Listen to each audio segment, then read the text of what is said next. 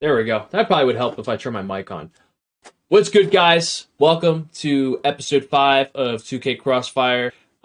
Today with me, I have some very special guests. I'll unmute my mic on Discord. Obviously, it's gonna be a couple minutes for them all to get in here. But I just want to have a conversation with you guys before I do introduce them. Um, like I said, guys, it's been a long time since I've really streamed. I streamed the other day for the first time in a while, doing a tiers list with JT and Yay. Um, Tonight we're going to be kind of doing something similar. We're going to make sure to try to go through all the positions for tiers list. I'm also going to be kind of covering bracket play when it comes to the NBA 2K League. We're going to kind of do some predictions tonight. So please, if you guys could, I'm actually going to put the tweet for the link for you guys to retweet. Let's get it out there. Let's let people know that I am live, so we can just get more people in here so I don't have to repeat things and stuff like that. So like I said, I appreciate all the support that the people who have come back in here and who are here to support the stream. Appreciate Frank with the resub, man. Appreciate it. Um, like I said, I'll try to stream when I can, guys. Obviously, I've been very busy with school, and obviously financially, this is not something that I can always do all the time because I have to focus on a lot of other things. But anyway, like I said, I just want to give a shout out to everybody who's here. Shout out to Benzo, Polo, Jarcity, obviously Versa is going to be in here. Kai and all the other people who come in to support. Like I said, this stream today we're going to be doing. On your screen right now, you see missed and made. Basically, we're going to talk about the biggest teams that were shocked that missed and made the tournament, and we're also going to talk about bracket predictions, and we're going to do some position tiers as well. But like I said, that link I just put in the chat, guys, please, there's all you have to do is push the retweet button. It doesn't cost you a dime. I appreciate the support. But anyway, without further ado, we are going to get started. Um, so with me today, I do have Versa, I have JT, and Ye eventually will join us. I know that JT is going to be a couple minutes because he's got to go do something real quick. But I do want to kind of just, like I said, introduce this segment right here. So with this segment, we're going to be talking about teams that we were shocked that missed and made the churn tournament. So basically, we're going to kind of discuss like one team that we feel, and I'm sure there's going to be some common ones that we kind of duplicate over here when we talk about teams that we missed and made. I'm actually going to go first just because I know we're going to be waiting for the others to kind of make their decision and kind of think about this a little. So for me, I mean, when I look at this tournament, the churn tournament, I think it was very shocking to me the fact that when it came to the this side of the bracket over here, I'm actually going to pull up the bracket for you guys. So I'll go with made first. The team that shocked me the most that made this tournament is probably going to be this Hawks team.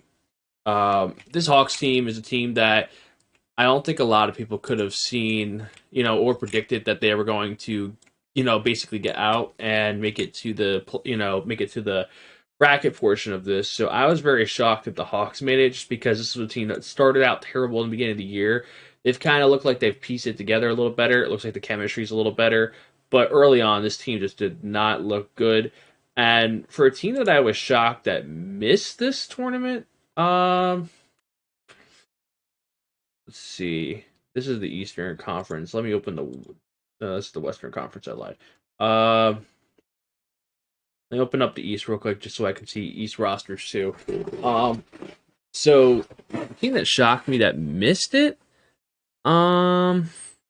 This is tough for me. I'm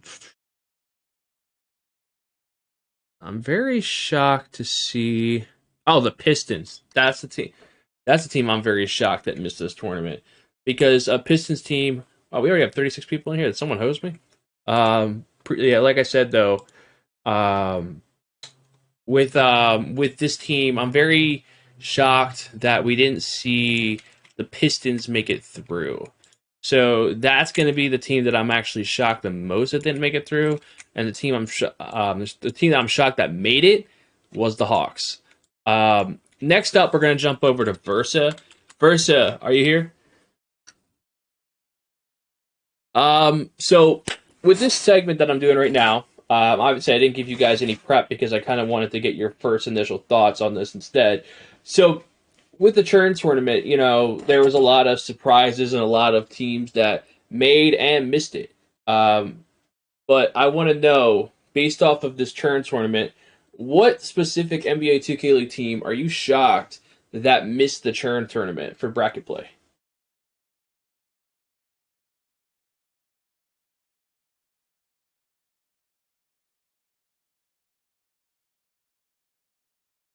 Oh wait, hang on. Let me see why they can't hear you.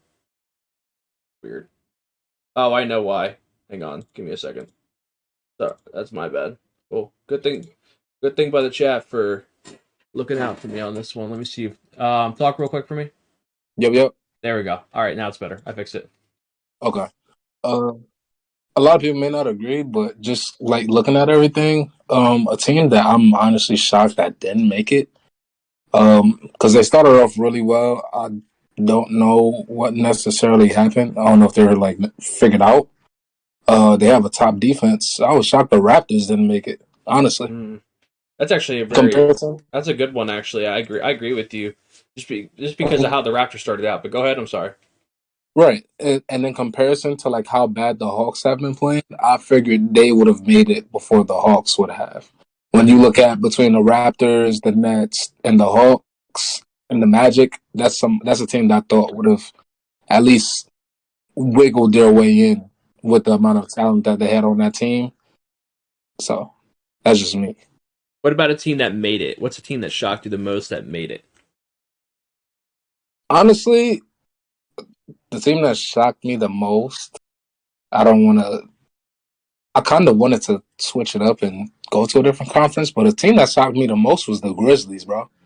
I honestly, once they won those two games, granted, I that was close. They won those two games, and I didn't expect them to beat the 76ers.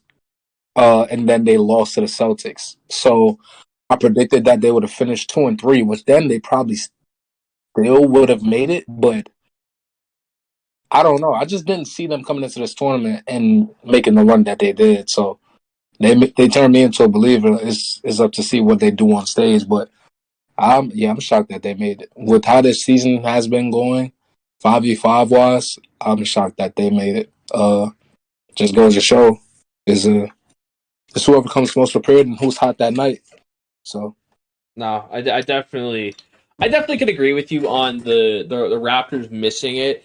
I think that I don't remember the groups off the top of my head. I know that some groups were tougher than others. I wish I had like the if I had the NBA 2K League groups, I'll try to look that up while I'm doing this. But it definitely did shock me to see that the Raptors didn't make it. But I also shocked me to see I agree with you on both things, both ends with the Grizzlies making it through just because this is a Grizzlies team that, yeah, they didn't, they beat all the bad teams, but they don't really beat the good teams. And when they did win against the Sixers, it definitely was something that kind of accelerated them into bracket play, which, ultimately, if they don't get that win, they're not in.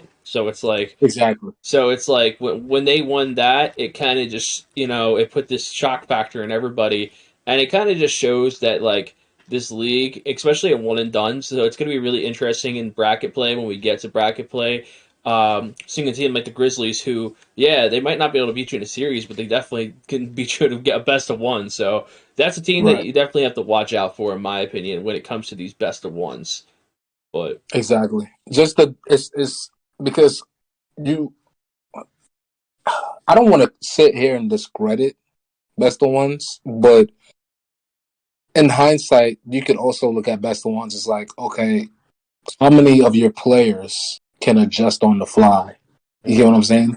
So like I feel like that's a pro. That's a pro when you look at best of ones, especially with the competent teams. Then you're gonna have teams that just are flat out just not up to the level of other teams. We all know that. But in the realms of best of ones, like we've seen teams struggle and find a way to still win out games. But I don't know, man. It's very interesting. The difference between this particular situation is that these best of ones are being played on stage. So yep, that's the biggest thing for me. The best of ones remote versus the best of ones on stage are two completely different things. In my opinion, I feel like that's going to be exposed to come tomorrow. no, it definitely is, and it's going to be interesting to see. You're in Are you in Indy right now? No, I land tomorrow at 1. Oh, okay. I was just checking. Yeah. Now, unfortunately, I found out, and I didn't get a chance to tell you, but I couldn't make it just because of school and work. But I'm definitely going to be there for the NBA 2KLeague playoffs. That's what me and a couple guys are planning on doing. I'm actually going to go out there with Hami, and then we're actually going to go to the playoffs in late August because it just makes more sense. But Right. yeah. But anyway, jumping to JT, I don't know if you're ready or not. Are you here, JT? JT might not be ready yet, so I'm gonna wait a couple minutes for JT. I'm not sure. Oh,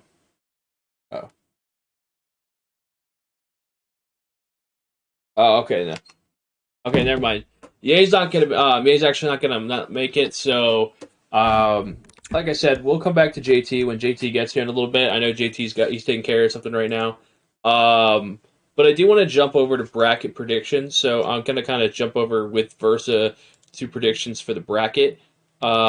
So we know I don't know if you know the bracket. I'm actually gonna share screen with you, Versa, just so you can see it. Because Okay. let me do that just to make it easier on you, just so you can see the bracket. But while I'm doing that, um, waiting for this. Let's see.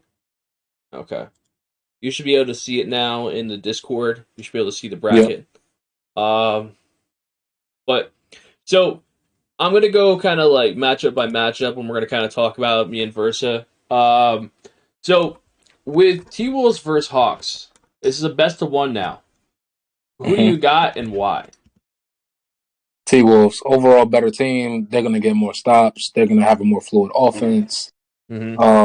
I just don't. I don't see for the Hawks to win this game.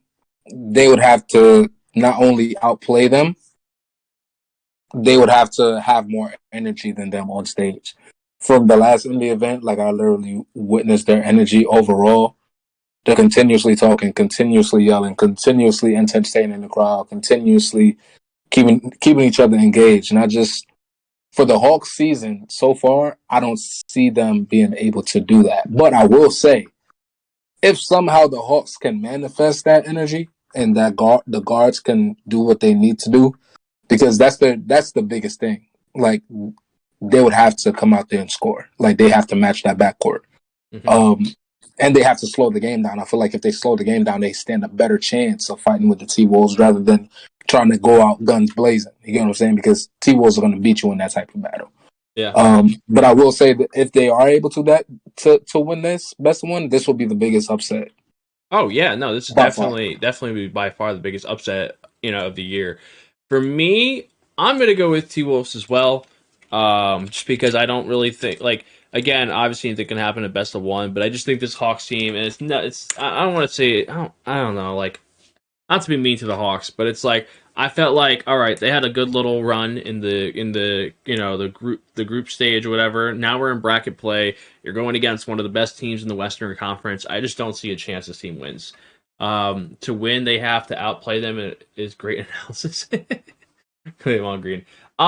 I think for the Hawks to beat the T Wolves, one you gotta get up early on this team. You can't let this team get up on you because if the T Wolves get up early on you, you're not gonna hear the end of it. You're not gonna be able to carry any type of momentum. It's all about early leads. The T Wolves did show that they can come back, but that was like the first time I think we saw all season that they were actually behind. It was at the Lakers game or no, I don't remember what game it was. It wasn't the Lakers game. It was someone that they were supposed to beat, and they came back. I forget the game exactly off the top of my Was it head. the Blazers? I believe it was the Oh yeah, it Blazers. was the Blazers. It was the Blazers. That's what it was. It was the Blazers game where they were behind. They fought. That was the first time I think I saw the T-Wolves all year fight adversity. So like, unless this Hawks team can get up early, I don't see a chance in hell. Also, I don't see the Hawks defense doing anything against this T-Wolves team because the Hawks defense has just been terrible. I mean, it got a little better compared to the tip-off, but it's still defense I don't think they can match up to the T-Wolves offense. I just think the T-Wolves also are a much stronger team on transition. So I just don't think that this Hawks team is going to be able to keep up. But now that JT is here, I'm actually going to take a step back real quick and go back to the first part that we were talking about. So JT, can you hear me? Yeah, I agree. So the first segment that we were doing is basically it's about miss and made. So basically, it's about a team that we were surprised that made bracket play for this tournament for the churn, and we're a team that we were surprised missed bracket play for the churn tournament. Surprise missed. I would go. Who y'all go? Pistons, Raptors. All right, let's switch that up then. I'm gonna go Blazers. Yeah. With the way they played, and this is like, of course, mid like group play. With the way that they were playing, and then they actually all they had to do was beat Dukes, and they're in. Like, I'm surprised they went into that game versus the worst offense in the league, and they were playing an 0-4 team that have been struggling since they lost Polo. Not blaming Mario by any means, just saying. So that would be my biggest surprise that was missed and made. And go to Wolves, the bracket. Jazz, Mavs. Nah, yeah, I got it. You're good. Yeah, I know all the groups by heart.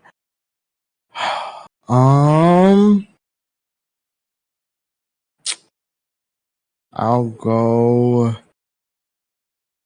Same thing. I'll go Pacers. Pacers. I like that one. I feel like I had the Blazers making it over them. I feel like the Pacers have been playing good, but they have just unfortunately been running into teams that are playing somewhat their best night of basketball. So it's been an unfortunate circumstance for them. So once I heard that the Blazers just had to be Dukes, that the Pacers would be done, but the Blazers lost, which put the Pacers in. So my maiden miss shock is both in the same group. Okay, yeah, I can agree with that. I mean, I look at all these teams. I think that all the teams that missed were definitely teams that shown signs to being good. Like, obviously the Blazers have always had close games with some of the better teams, and in this tournament they have close games with all these good teams, and they just fall short again. So I definitely see with the Blazers. The Raptors, again, like, from my thought process, I always thought that someone would figure them out. I just didn't think it would be this drastic. I still thought that even with a weaker Eastern Conference, that the Raptors would be able to find a way to get into bracket play for this, and for them not to, it's kind of a huge statement for them in a bad way, in my opinion. So that's a team I'm definitely shocked that didn't make it through, just because I thought they had an easier path compared to Western teams. Pistons, a team that early in the year I looked at as projecting as being a playoff team. At this point, I don't even know what to think of this Pistons team. I might be concerned that this Pistons team is going to miss the playoffs, in some way. Definitely with Made, yeah. I mean, of course, I already talked about the Hawks. The Hawks is a team that started off slow, didn't really have anything going, kind of got a little traction, in this group play, showed us that they can, adjust and become better as the season goes. But it's definitely going to be rough for them because they are going against the T-Wolves first, right away. So it's definitely going to be a tough challenge for them. Grizz Gaming's a team I always looked at as like they're like a solid 500 team, but for them to get a couple big wins, again, like Versa kind of touched on with them getting that win over the Sixers was really big for them. Pacers Gaming, again, a team that once they made that trade for they traded 630 and brought in Reed. I would have personally thought they'd get worse, but somehow they got better through that trade, and now it looks like they're possibly, I don't think they'll necessarily make a run, but they're definitely going to add some points for playoffs and maybe try to make a run for that fifth or sixth spot, maybe. Who knows? But this Pacers team is definitely a team that I was shocked that did make it through as well. But we're going to jump over to bracket play. So I know that JT, you weren't here, but I want to know, for T-Wolves versus Hawks, who do you got? T-Wolves. T-Wolves. Is there any, like, again, I know that they're like, most people aren't going to give like a good reason, just because it's like, come on, man, it's the T-Wolves. But is there any way this Hawks team can win this game? Anyway, of course, it's life. Anything's possible. But with the inconsistencies of the Hawks offense outside of, I want to say, 2 games, and that might be me being generous, their offense has been inconsistent all year. Like they play defense, but against a team like the Wolves, come out with that slow offense. Watch them get in trans and blow the roof off the place. Like that's not. So if they can come out scoring, yeah, it should be a great game because they play defense. And yeah, it's best of one, so anyone can win. But with the way that their offense has been looking, if it comes out looking even remotely close to that, the Wolves will take advantage of that and be in transition with it. Yeah. No, I definitely think anyone can win a best of one. I just love to hear, obviously, try to get some idea of how this Hawks team can win. I don't really see it happening, but definitely going to be a tough challenge. It doesn't matter at the end of the day because a best of one, anyone can win. But jumping over, I'm going to kind of go do the four corners. We're going to go to Warriors Sixers. I'm going to go back over to you, Versa. Versa, who do you got in this Warriors versus Sixers matchup, and why? I feel like this is the toughest matchup on the card. The two toughest. I'm not trying to get off topic, but Warriors and Sixers and Mavs Heat is the two craziest matchups in this best of one round right now. Yeah, but it's just like, for me, it's like, okay, is the Warriors defense going to win them this game? Or is the 76ers offense going to win them this game? No. So it's like I would more so be counting on the 76ers front court to get their defense like together to contain this team. But if Antoine rises, like per se, if Antoine comes out greening his shots, because he gets open. He gets open shots. He just doesn't. He hasn't been greening. For whatever the circumstances may be, it could swing that fast. But I feel like there's no just flat out right answer to this. It's hard. It's hard to go against Keena, honestly. But I'm gonna play devil's advocate. I just feel like the 76ers have experienced the stage this year. They got very close this year in the finals with the T-Wolves. I feel like they understand what they need to do to potentially win out this particular time. So I'm going to go 76ers here. I feel like they've been hearing a lot of talk, and I feel like they have been playing down to teams' level in a sense. So I feel like this is going to be like a statement game for them coming into this tournament. And granted, if they do beat the Warriors and go forward, yeah, they're going to have like nothing but confidence. So give me the 76ers. You're going to take the Sixers? Yeah. I like it. I mean, I think that a lot of people in this matchup, and obviously I'll kind of go into my prediction here. So I understand, like, going with the Sixers. I mean, it's different. I think a lot of people in this matchup are very likely going to go with this Warriors team. And the reason I probably would go with the Warriors is just because when I look at the Sixers team right now, it's a team that I don't think has adjusted well to this trade quite yet. I think they still need time, and I know obviously they probably got some more scrims over the weekend and over the last couple of days, whatever. But like, so far I haven't seen anything special ever since they had 630 on this team. They if anything, this team has looked a little worse, which is very surprising. But it's a different team compared to the first tournament. So, I mean, you also have a Warriors team that's been very hot. Keena's obviously been, heating up and getting better as the season has gone. Their defense is obviously a top-ranked defense, one of the better defenses in the league. I just think that with this Warriors team, it's tough to beat, and it is a best of one, so you never know what can happen. But I think for this Warriors team, they're just too high-powered on both sides of the ball, and I don't think the Sixers really have much for them besides their defense. I don't think their offense is quite there yet, so I'm going to go with Warriors all the way here.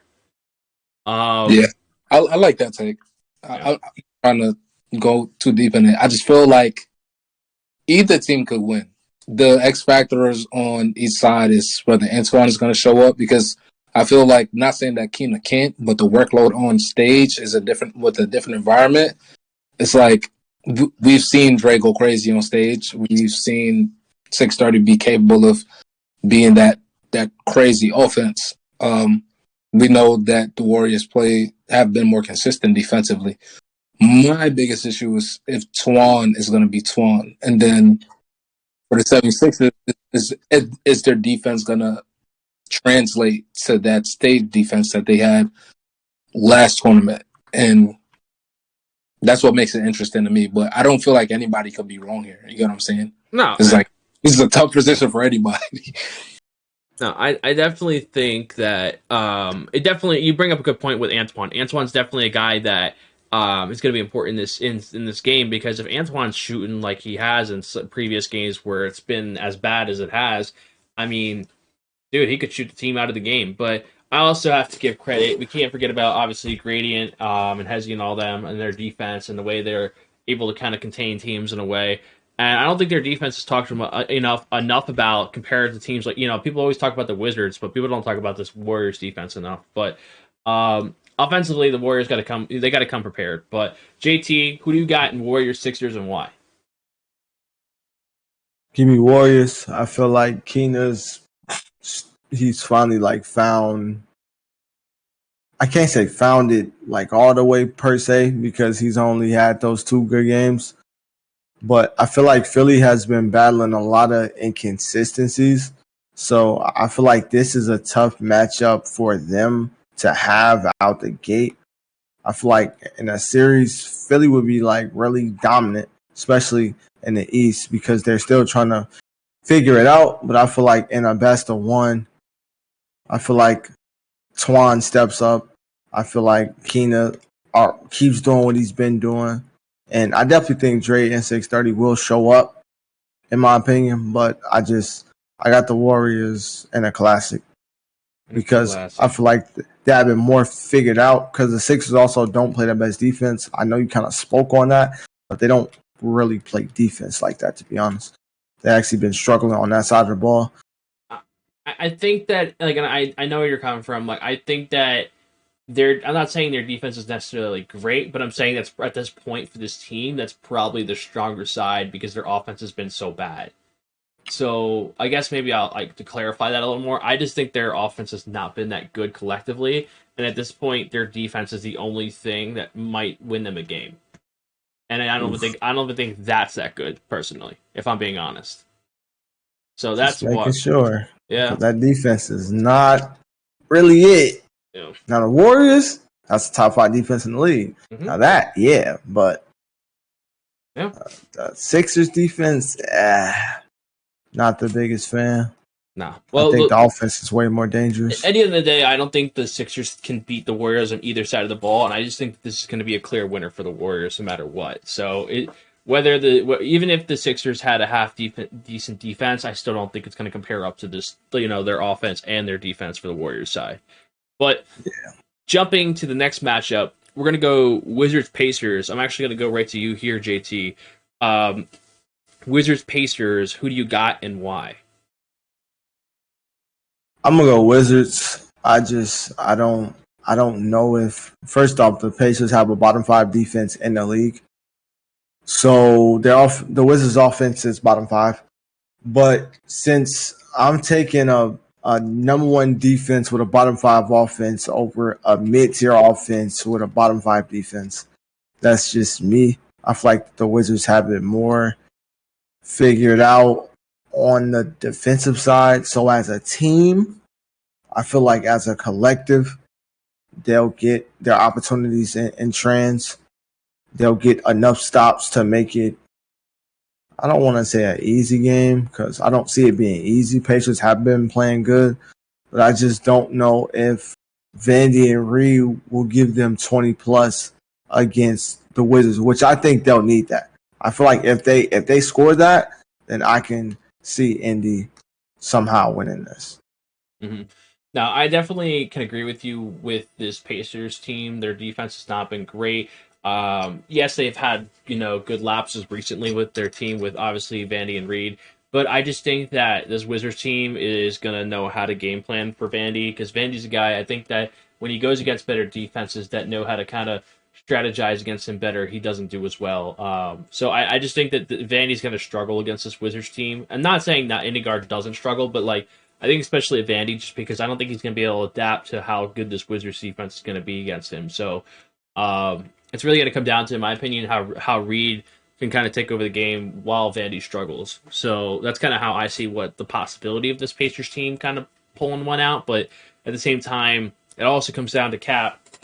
If Cap comes in just doesn't like Cap doesn't have to play amazing, but if Cap is just really really bad, then yeah, of course this Patriots team gonna win. But I'm gonna go with the Wizards as well. In my opinion, I don't think that there's enough ammunition on this Pacers side for them to beat this Wizards team. But Versa, what do you got? Honestly, I feel like the Wizards should win this matchup, but and to attest for the Wizards as of lately, it may not just show up on the stat sheet, but Cap has been finding a little bit of his offensive groove a bit more. Even though his percentages aren't great, but they play like a unique style of basketball. Clearly, it's more like team oriented, as Dave Farrell like to call it. Good ball. They swing the ball around a lot and catch you by surprise. But and I understand, like, even last game, Cap shot 5 for 16, 4 for 13 versus Miami Heat, which is a top defense. But the way he was getting to certain spots on the court, I feel like the Pacers would give up those shots to him, if that makes sense. So if he could continue that offensive groove and get into the spots that he was getting to in the previous game, I feel like they'll be clicking on all cylinders and they should win this game convincingly. I'm not going to say like convincingly by like 15 points, 20 points, because I expect the Pacers to at least fight.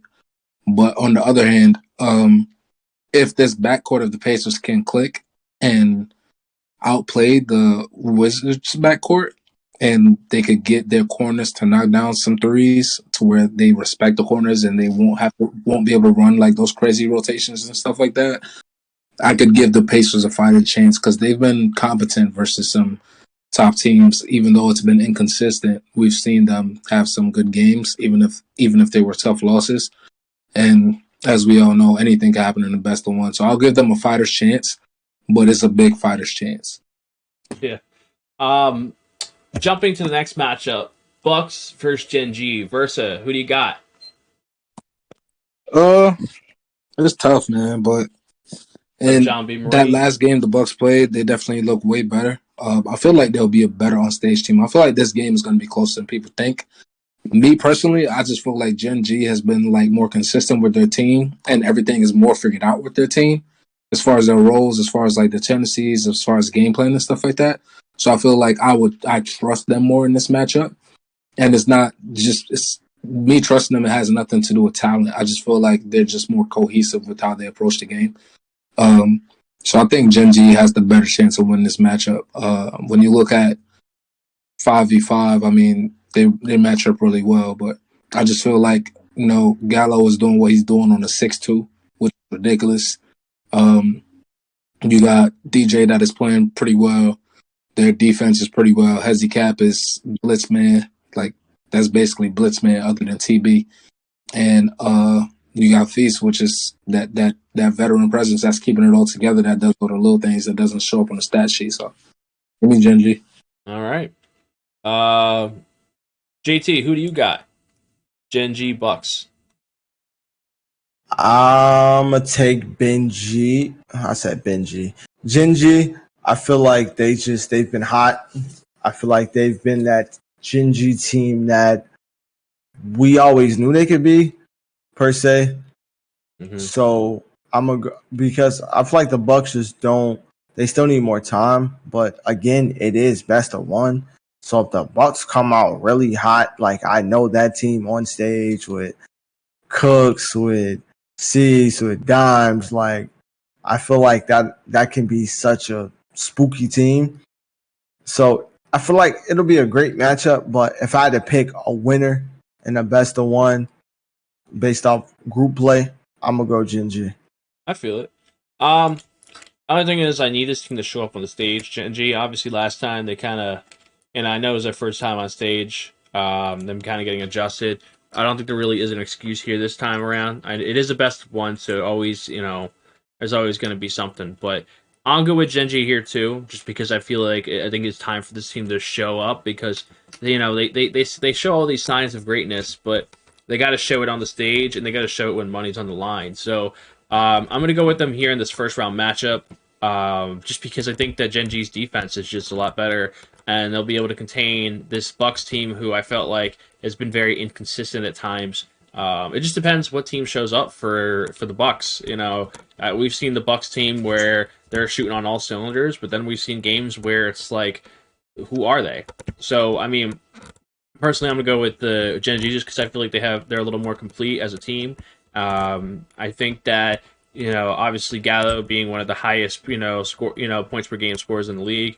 Also helps having that, and DJ, who's also been having a pretty good season. They just they gotta translate it to the stage. So I'm gonna go with Genji here.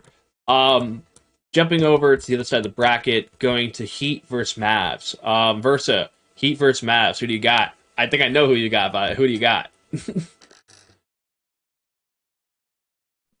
You already know who I got. I got to rock with my guys, man. I just feel like they'll convert more on stage with their offense and their defense. Their defense is not something that really even needs to be spoken about. Their defense speaks for itself.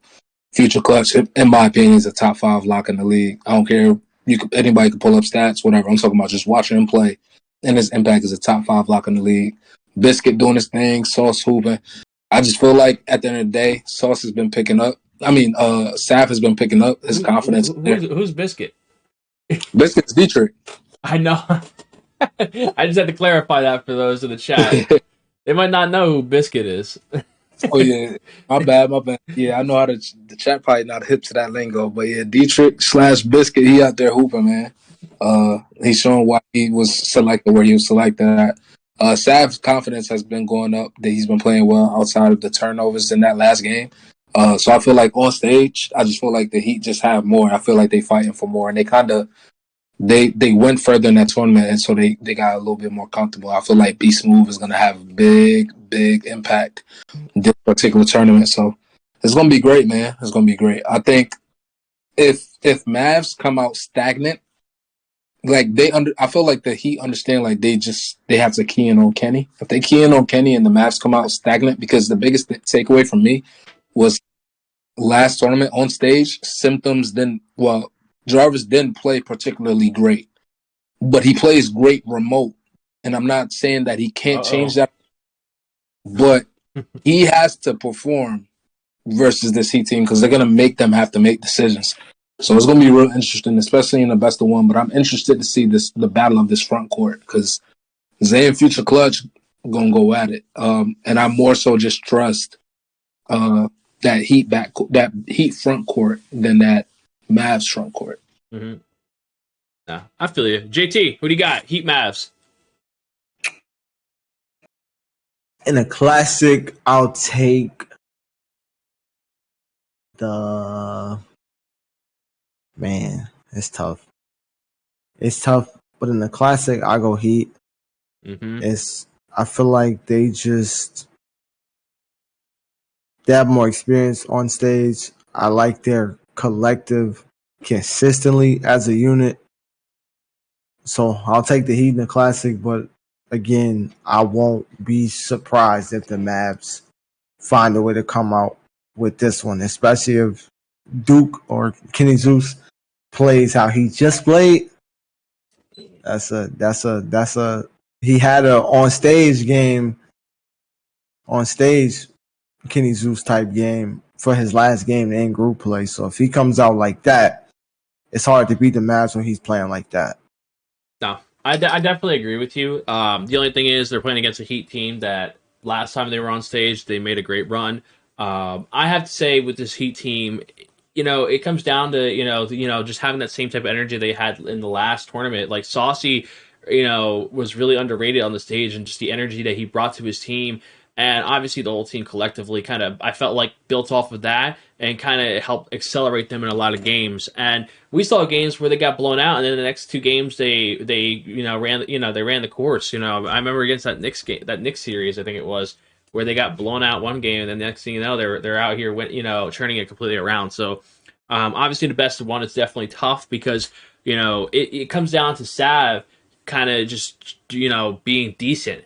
He was really bad in that initial in the beginning of the year, and that's kind of like the biggest surprise on like the fact that they were able to make that run despite Sav playing bad. But he can't have those bad games. He's had a little better. He's been a little better in this turn tournament, but still, we never know when that old Sav might return. So it's going to be really key that for the Mavericks that they key on trying to get Sav out of his funk and make him play bad. But also Kenny, like you said, needs to have those Kenny Zeus games that he's had on stage, back when back in the first tournament. So it definitely will be interesting to see if this Mavs team can kind of, in a sense, I don't want to necessarily say it's an upset for them, but I do feel like the Heat are definitely favored in this game just because of the run the Heat made last time. But like JT said, I wouldn't be surprised. This Mavs team has already upset one team, Grizz Gaming, in the first tournament. I wouldn't be surprised if they find a way to upset this Heat team. But for me, I'm going to kind of just go with the team that I felt like they had a much stronger stage presence. I'm going to go with Heat Check Gaming here,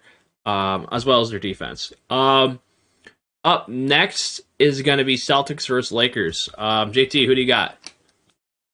Lakers.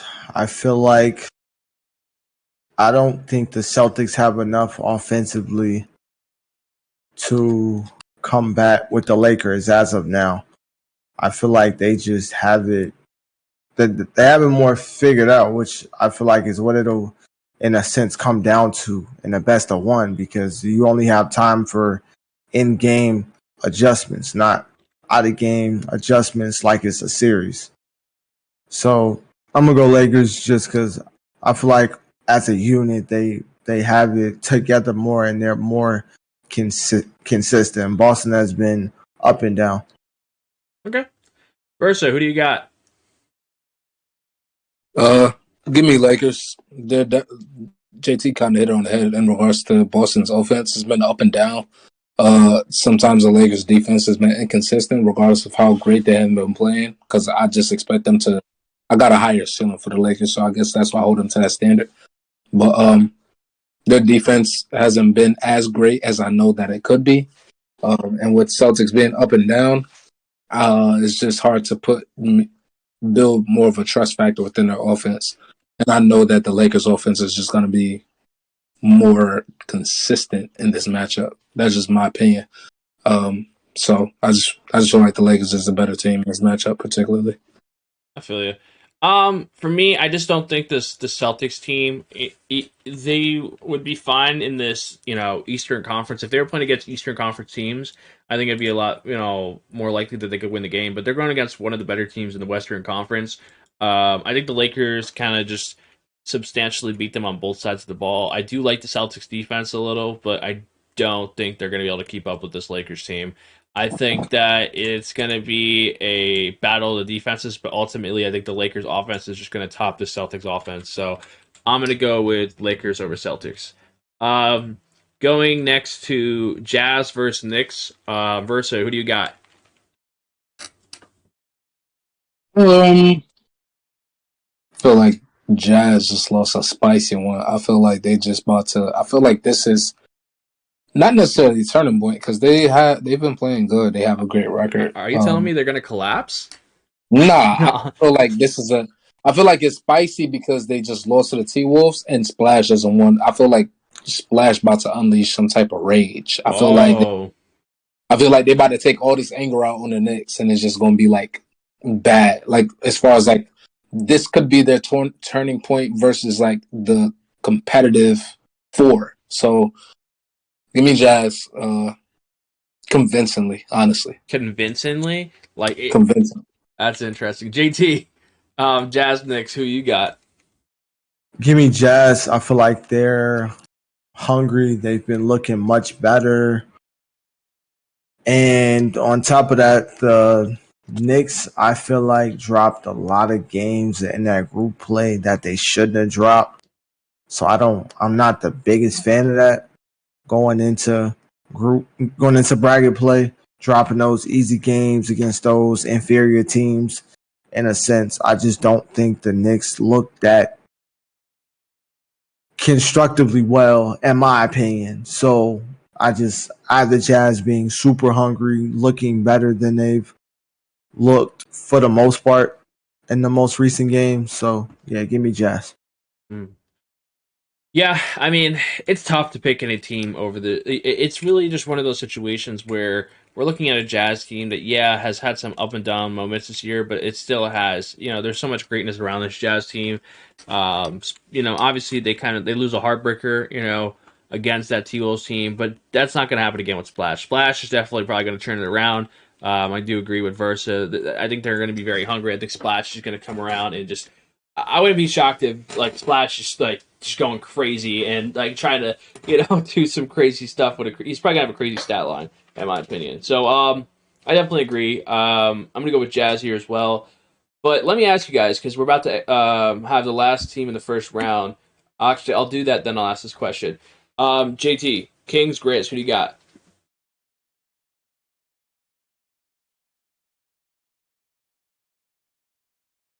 Versa Yes, sir. Kings Grizz. Who do you got? Give me the freak show. I feel like Crush about to have a standout performance on. I feel like he been hungry for this opportunity, hungry for this moment. Mama turning this around. That pick and roll is looking good. Miles does what Miles does. Guys gonna be more confident in this group and just being able to talk and experience it. So, but I do want to add if BP comes into this matchup, understanding, and I think I already know that he understands that he's playing this old team, this old orc that brought him in. Man, BP when he's focused is a whole another animal, bro. Then we've seen it. So I wouldn't be surprised. I'm not gonna say I wouldn't be surprised, but it's definitely a chance to where if he does go crazy and J Money plays a serviceable game, they can make this a fight. So, but I feel like the Kings would edge them for sure. I'm definitely gonna go with you as well on the Kings. I don't think there's a chance. I don't think this is gonna be a close game. Honestly, I think that the Grizz are gonna get flooded. I think that Wana is just going to dominate he's gonna dominate Spartan. This defense is ass. I don't think they're gonna be able to contain this Kings team. This Kings team is gonna steamroll them. But JT, Kings Grizz, what do you got?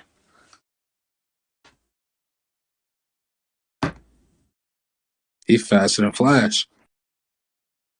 He's faster than Flash.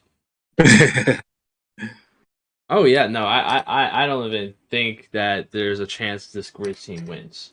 I don't care best of one, whatever. Like, it doesn't matter to me. I don't think they have a chance. I'm gonna be honest. In the series, I 100% got the Kings, but in the best of one, and I understand like I'm not high on this Grizzlies team. I just know that BP like really, really focused is a threat, and Spartan has been playing good as well. So if they could find if there's any inconsistencies for the Kings offense and the Grizzlies can convert in fast break or convert on broken plays, they can make it a game. That's all I'm saying.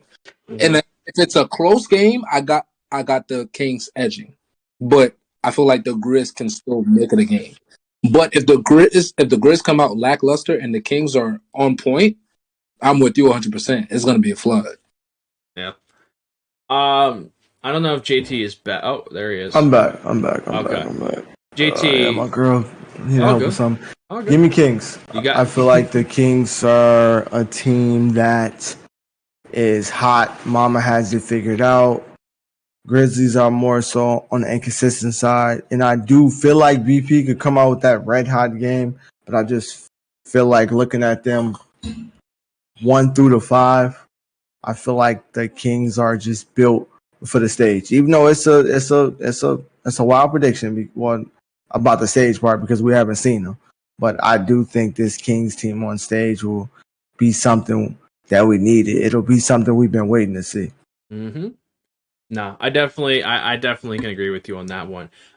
Jumping over to your bracket though, before we kind of exit out of this first round, what is like? It doesn't seem like that we like. Is there any games that we'd say that like we've predicted to be a huge upset? Obviously, I know Versa, you kind of have Sixers over Warriors. I guess that in a way might be looked at as an upset. Versa, is there anybody that you feel that like has the best chance at creating an upset besides obviously like the Sixers team that you kind of predicted? Is there any other matchup?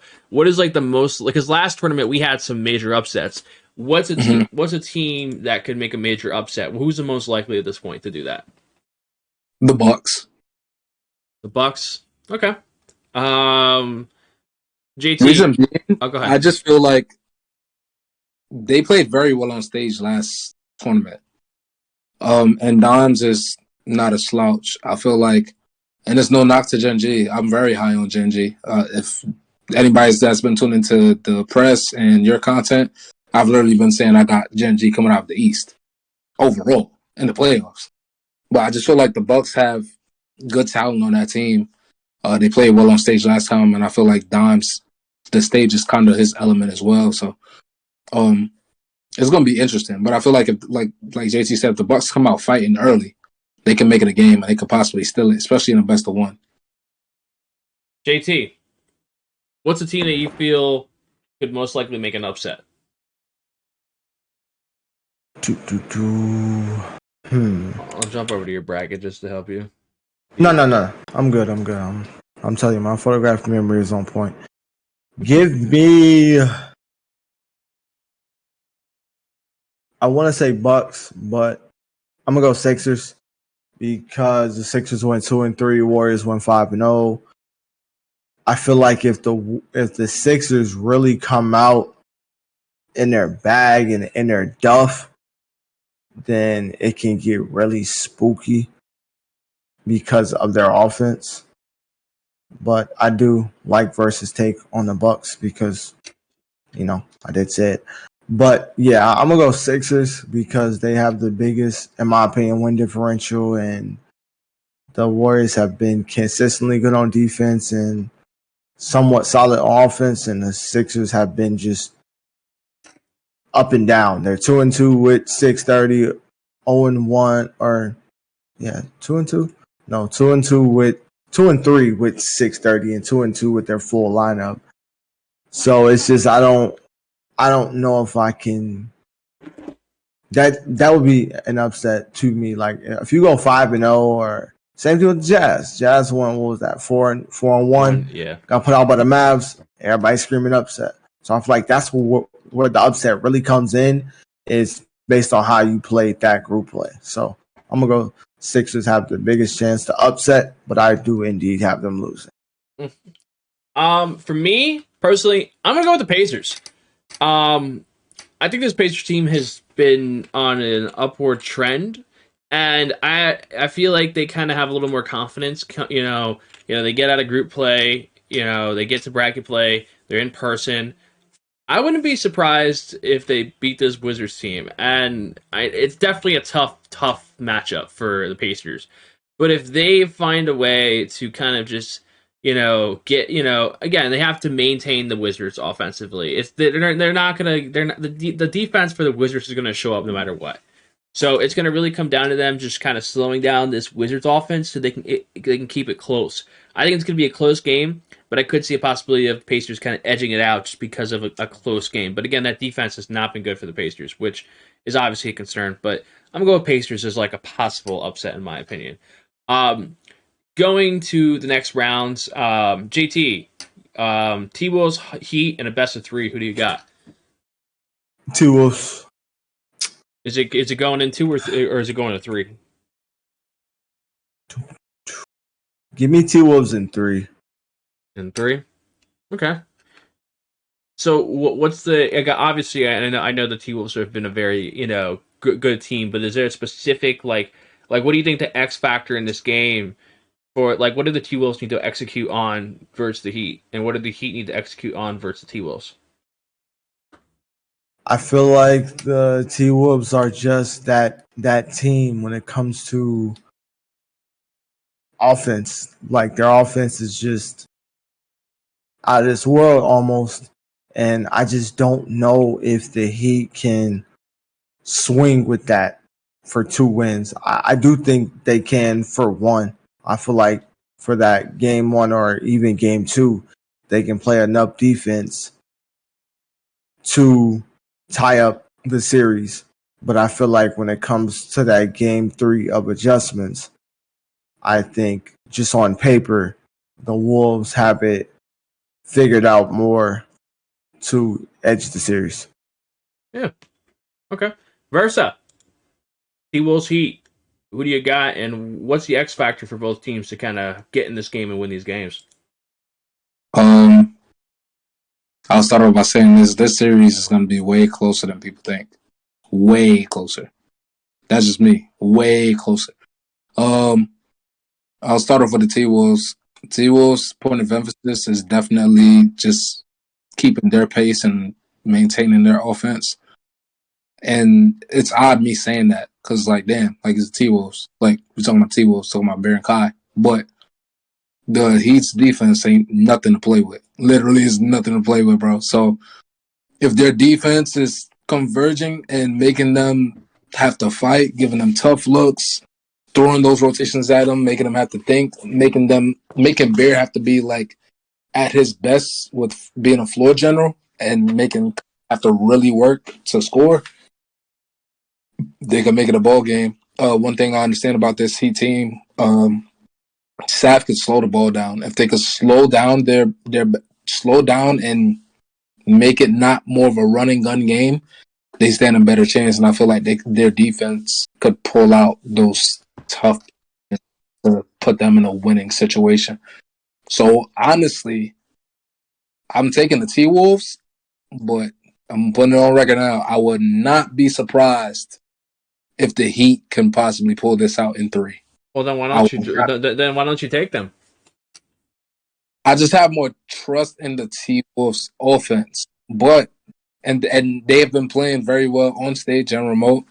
But I would not be surprised if the Heat can just overall execute better defensively to the point where they could smother this game and win in that aspect.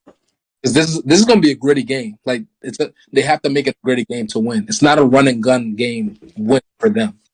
They make it a gritty game. 2 out of the 3 games, they can win the series. All right, I'm gonna draw a story for you. Okay, this is the storyline of this game. The Heat are not gonna they're gonna start out hot early in the game, but then the T-Wolves are gonna get up, and for 2 straight games, you're gonna hear Bear and that entire team screaming at the Heat, and you're not gonna hear Pete from that Heat team because they're gonna get flooded. Okay, it's gonna be an early night, early flight. Obviously, I know they're in Indy, but at this point, I don't think that the Heat are going to compete as well as you might think. Versa, I think that this team is going to attack Sav. They're going to let they're going to let Sav beat them, and if Sav can't beat them, then they're going to get flooded, and Famous is going to have plenty of time to make more TikToks because this is going to be a tough game for the Heat. I got T. Wilson too. Sheesh. Let's jump over to what's next. Warriors Lakers. Versa Warriors Lakers. Who do you got? Lakers revenge game. Reese ain't about to play like that again. Oh wait, you had Sixers Lakers. You had yeah. So who do you got? Sixers Lakers. Lakers. You got Lakers. Okay. Yeah, I feel like their offense and defense have kind of been mirroring the Sixers in a sense, but the Lakers defense have been more productive, especially coming out of that power forward center spot. And that's not no discredit to Tactile. Crazy Green just has Trelly B. I forgot he changed the name to Trelly B. Crazy and Trelly has this flat out understanding. Like they have this understanding that makes it easier for everybody else on defense. And Reg plays defense, even being on that point guard bill, being undersized. I just feel like they win this matchup overall. And with it being a series, I feel like they win this matchup in a series with the dynamic that they have within that backcourt. Interesting. JT, jumping over to your bracket. You got Warriors Lakers. Who's winning this? Give me. I'm still stuck. Like I was stuck on this when I did the press with Joe Vegas. I'm still stuck. This matchup is so up in the air. It's like my heart saying Lakers, my gut saying Warriors. Like I don't. It's and it's a rematch too. Second round rematch in person. That's tough. Remember, Reg lost to Keena in the playoffs season 3. That has more motive. This is tough. You can revisit it with me too, Cooks. Even though I got to be in the classic, and also said if y'all win, it won't be a shock. But JG's just been playing better as a collective. Don't just look at a graphic and not hear the context. We had a full discussion about it, but you could go back and watch it. Yeah, that's always how it is. We will look at graphics. Mm-hmm. So who do you got, JT? Man. I'm gonna go with my biased heart, man. Give me Lakers. Lakers, man. This Lakers team. This is interesting because I think this is one of the best second round matchups in the entire tournament. I think that if we're looking at a matchup that we really want to see, obviously next round they'll be really good at matchups, but I think that this Lakers Warriors game is must watch TV. I got to go with Warriors. I mean, I know that this is a team that historically has been very strong in tournaments, and I know that it's been a couple seasons since they've kind of shown that as much. Last year, the Warriors obviously had that little run in playoffs, but Keena's looking good. Keena's looking better. The defense is obviously there. The Lakers, I mean, they've been a little inconsistent at times, but again, they had that strong start to the year with the first tournament. They just ran into a really good T-Wolves team.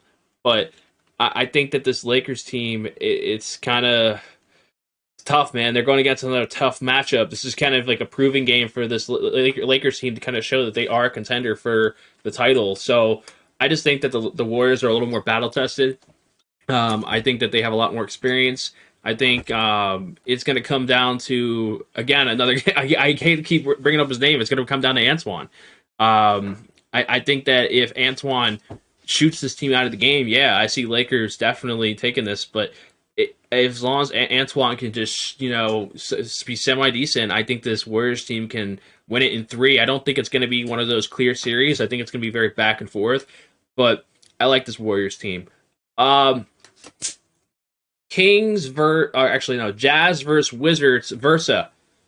Who do you got? Jazz of Wizards. Me? Yeah. Jazz Wizards. Oh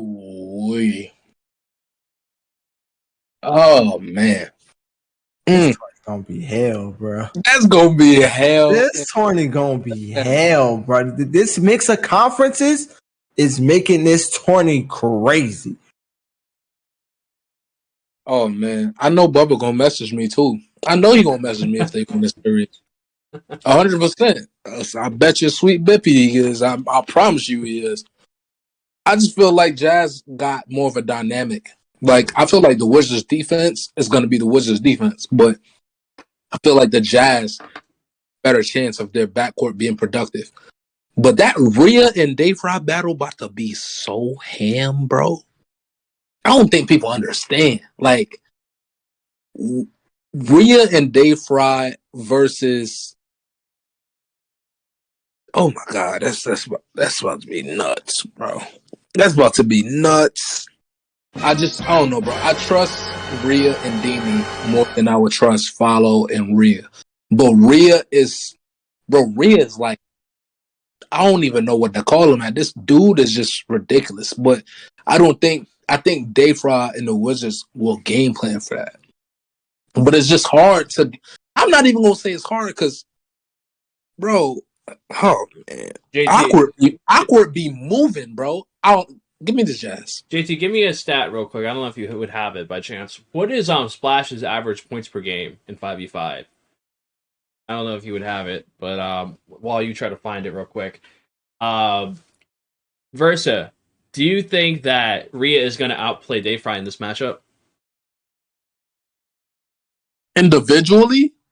Yeah. Don't give me in between. Give me a yes or no. Someone's going to have to outplay somebody. You got to give me like 30 seconds. Let me 30 evaluate. seconds to evaluate it. On what game? Because it's a lot of things that go into this. On what game?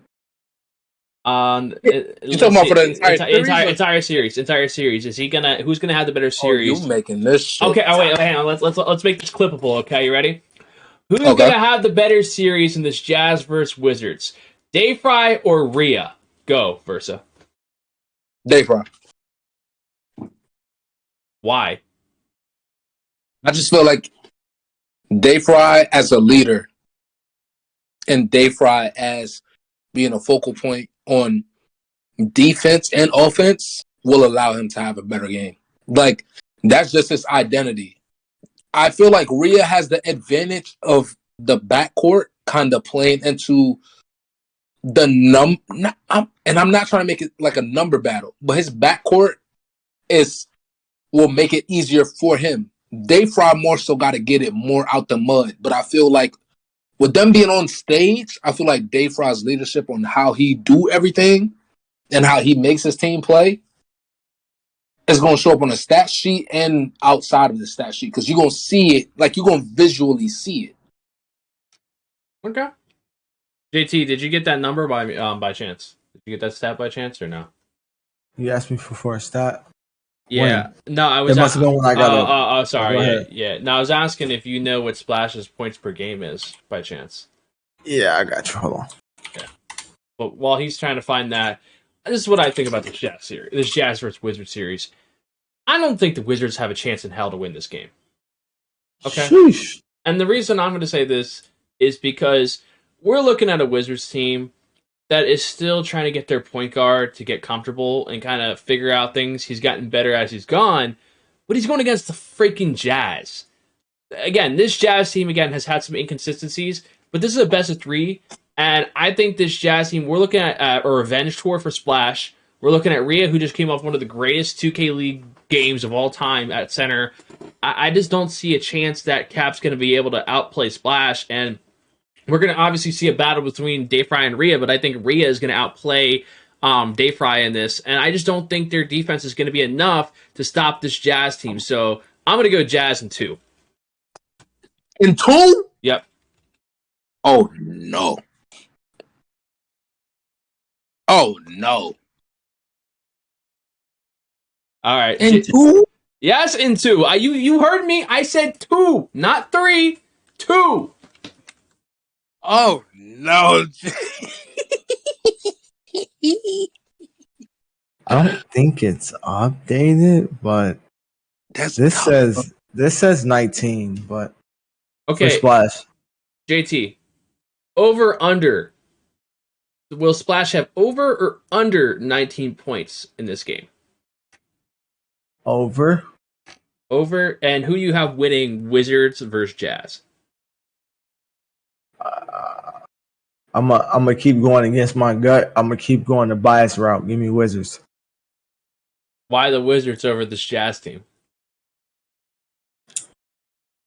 Back-to-back champs. Defense is there. And again, it's just me being biased. I picked the Lakers being biased. Like my gut says Warriors. My gut says in a series, Warriors will beat the Lakers, but my heart says Lakers, so I'm going Lakers. Same thing with the Wizards. My gut says the Jazz will probably put together a better series than them and maybe edge it, but my heart is saying that defense will be good enough and offensively they'll be good enough on stage to edge this series. So I think just from a defensive standpoint that the Wizards will do enough to win it in 3. And as far as Rhea and Dayfry, I feel like Rhea will have a better statistical series simply because the Wizards have more trust. They have more defensive playmakers. They have more cohesiveness to where everybody can pitch in. The Jazz is sometimes Warriors just out there butt boom on his own. So it's just different to me. Yeah, I definitely agree. That's what I was trying to explain. Like, I just feel like statistic-wise, Rhea will have a great series. But when you look at the overall quality, I feel like Dayfry is in a position where he'll be doing more that won't show up on the stat sheet overall. Mm-hmm. Wait, Versa, who did you have? You had Jazz, right? Yeah, I had Jazz. I had Okay. Jazz. I just had to make sure. Okay. All right, so we're gonna move on to the next series. Definitely a good discussion over that series. Kings versus Gen G. Versa. Kings Gen G. Who do you got? Gen G in 3. Gen G in 3 over this Kings team. Why? I feel like the Kings are figuring it out, but I just got a very high respect for how the rookies are playing on this team. I have a very high expectation for how they played on stage in the previous tournament. I feel like they understood where they went wrong. I feel like DJ has got better since that tournament. I feel like Bumpy Don is one of the top power forwards right now in the league for sure. And Kings will make their mark. It's going to be a tough game. I respect Mom. I respect all the players on that team's game. But I just feel like this young group is doing something special right now, and I just feel like they're gonna find a way to win the series. That the offensive talent of Gallo is ridiculous. Yeah. I just want to be and I figured, but JT could attest, when we found out that he's doing what he's doing on a 6'2", and 92 dunk and everything else down, that bro, go look at his numbers, bro. Look at his numbers and how he plays with the build that he's on. That don't make sense. Interesting. You want to know what I think is going to happen in this series? I think we're about to see the worst series by Gallo in his career. And I know he hasn't had a long career, but I think that this young team is going to get rattled by this Kings team. Because I'm going to tell you right now, Gallo's going to be sitting there, and you're going to be hearing Mama, Crush, and Walnut, all three players who I think are it's like they get like plus 10 attributes on the stage. I'm going to tell you right now. I'm going to tell you this team's going to come on the stage and they are going to make a statement over this Gen G team. I think the Kings are going to win this. Again, another series that I'm going to take in 2. I know everyone wants to go with 3. I'm going to go Kings in 2. And I think that Gallo is going to have one of the worst series in his entire career. And it's going to be one of the worst games. He's going to have one of his worst games in his entire career so far. So Kings in 2 for me.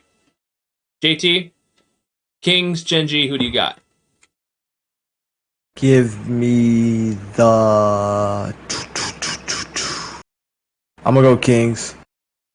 I feel like just in general, man, this switch of the conferences not mattering, I feel like it made the East so like upside down. It literally made the East being in the East have no benefit no more because it's different conferences matchups to everyone. But I just feel like in a way this Kings team, they just have it together in a more consistent way.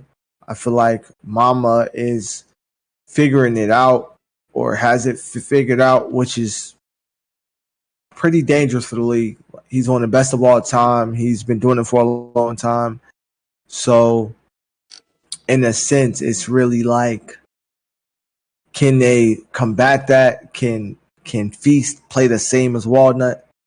I think Feast is better defensively, but can Feast have the same statistical output on offense as Walnut? Because Walnut had 32 and 20 or something like that in one of them games. Like Feast hasn't had one of those games yet. But the Gen G does have a top 5 defense, so maybe they find a way to slow Mama down. But I just don't think their defense will be enough to beat the Kings twice. I do have Kings in 3. And to furthermore going with what Versa was saying, yeah, that 6'2", I even had loaded the league build to like look at it one more time. At 6'2", has an 88 3 ball. The other build that people use has 96 and 95. Like nobody has an 88 3 ball, and it's one with a 99. That's the Park build. Mm-hmm. So it's just like what he's doing with an 88 trade ball. But I feel like that build also may be against Crush since he's never been on stage except the All-Star game. This may be the Crush come out series, especially because, one of the reasons, you said he hasn't been playing good. So,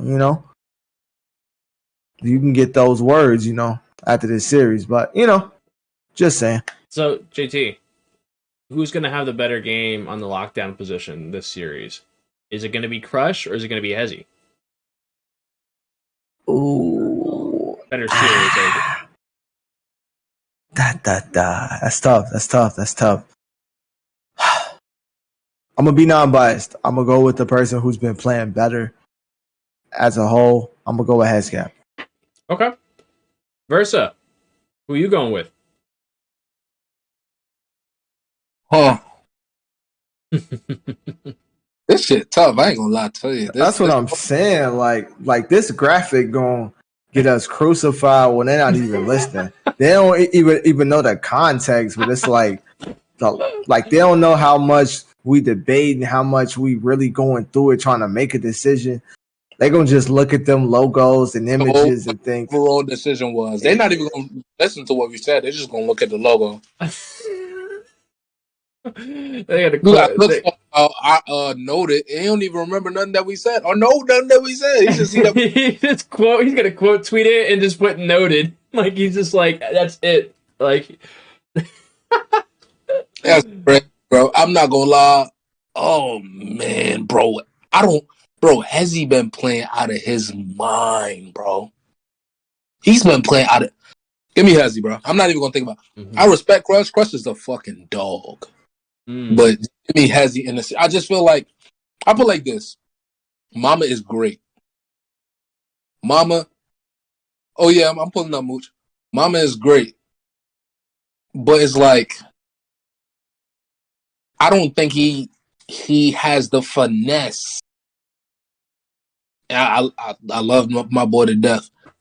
I don't think he got the like Hezzy be playing defense against like the crazy and the shiftiest guards. And I understand you don't gotta have like the craziest dribbling to be successful in the league. We all know that. It's clear as day. But Hezzy be moving defense. I seen him get 5 blitz steals in a row. I don't know, man. I'm gonna take Hezzy, bro, and I'm just stop thinking about it. Yeah, I'm going to go with Hezzy too, but I still think the Kings are going to dominate in this series. I think Hezzy's still going to play well. I think Crush is going to play above what he has been playing, but it's still not going to outplay. I don't think he's going to outplay Hezzy. Hezzy's just been a much stronger defender this year. I think that this defense has been very much more, I guess, in sync compared to this Kings team. But I think this Kings team is just going to have a lot more energy. I think offensively, I think that it's going to be Candyland, though, for Walnut over Feast. If Feast is going against Walnut, I'll take Walnut any day of the week, just because I think Walnut is just going to absolutely obliterate Feast. But anyway, going to the next series, we're going to jump over to T-Wolves versus Wizards. JT, who do you got? This is where my bias streak has to end. I'm going to go T-Wolves. I feel like I don't know if the Wizards for a full series has enough offense to combat with the Wolves. But if Cap plays different than how he's been playing, and he just gives them a consistent 20. Just 20, not 25, not 30. Just gives them a consistent 20, then I think the Wizards can take this series. But going off what I've seen from both teams going 5-0, yeah, both teams won 5-0.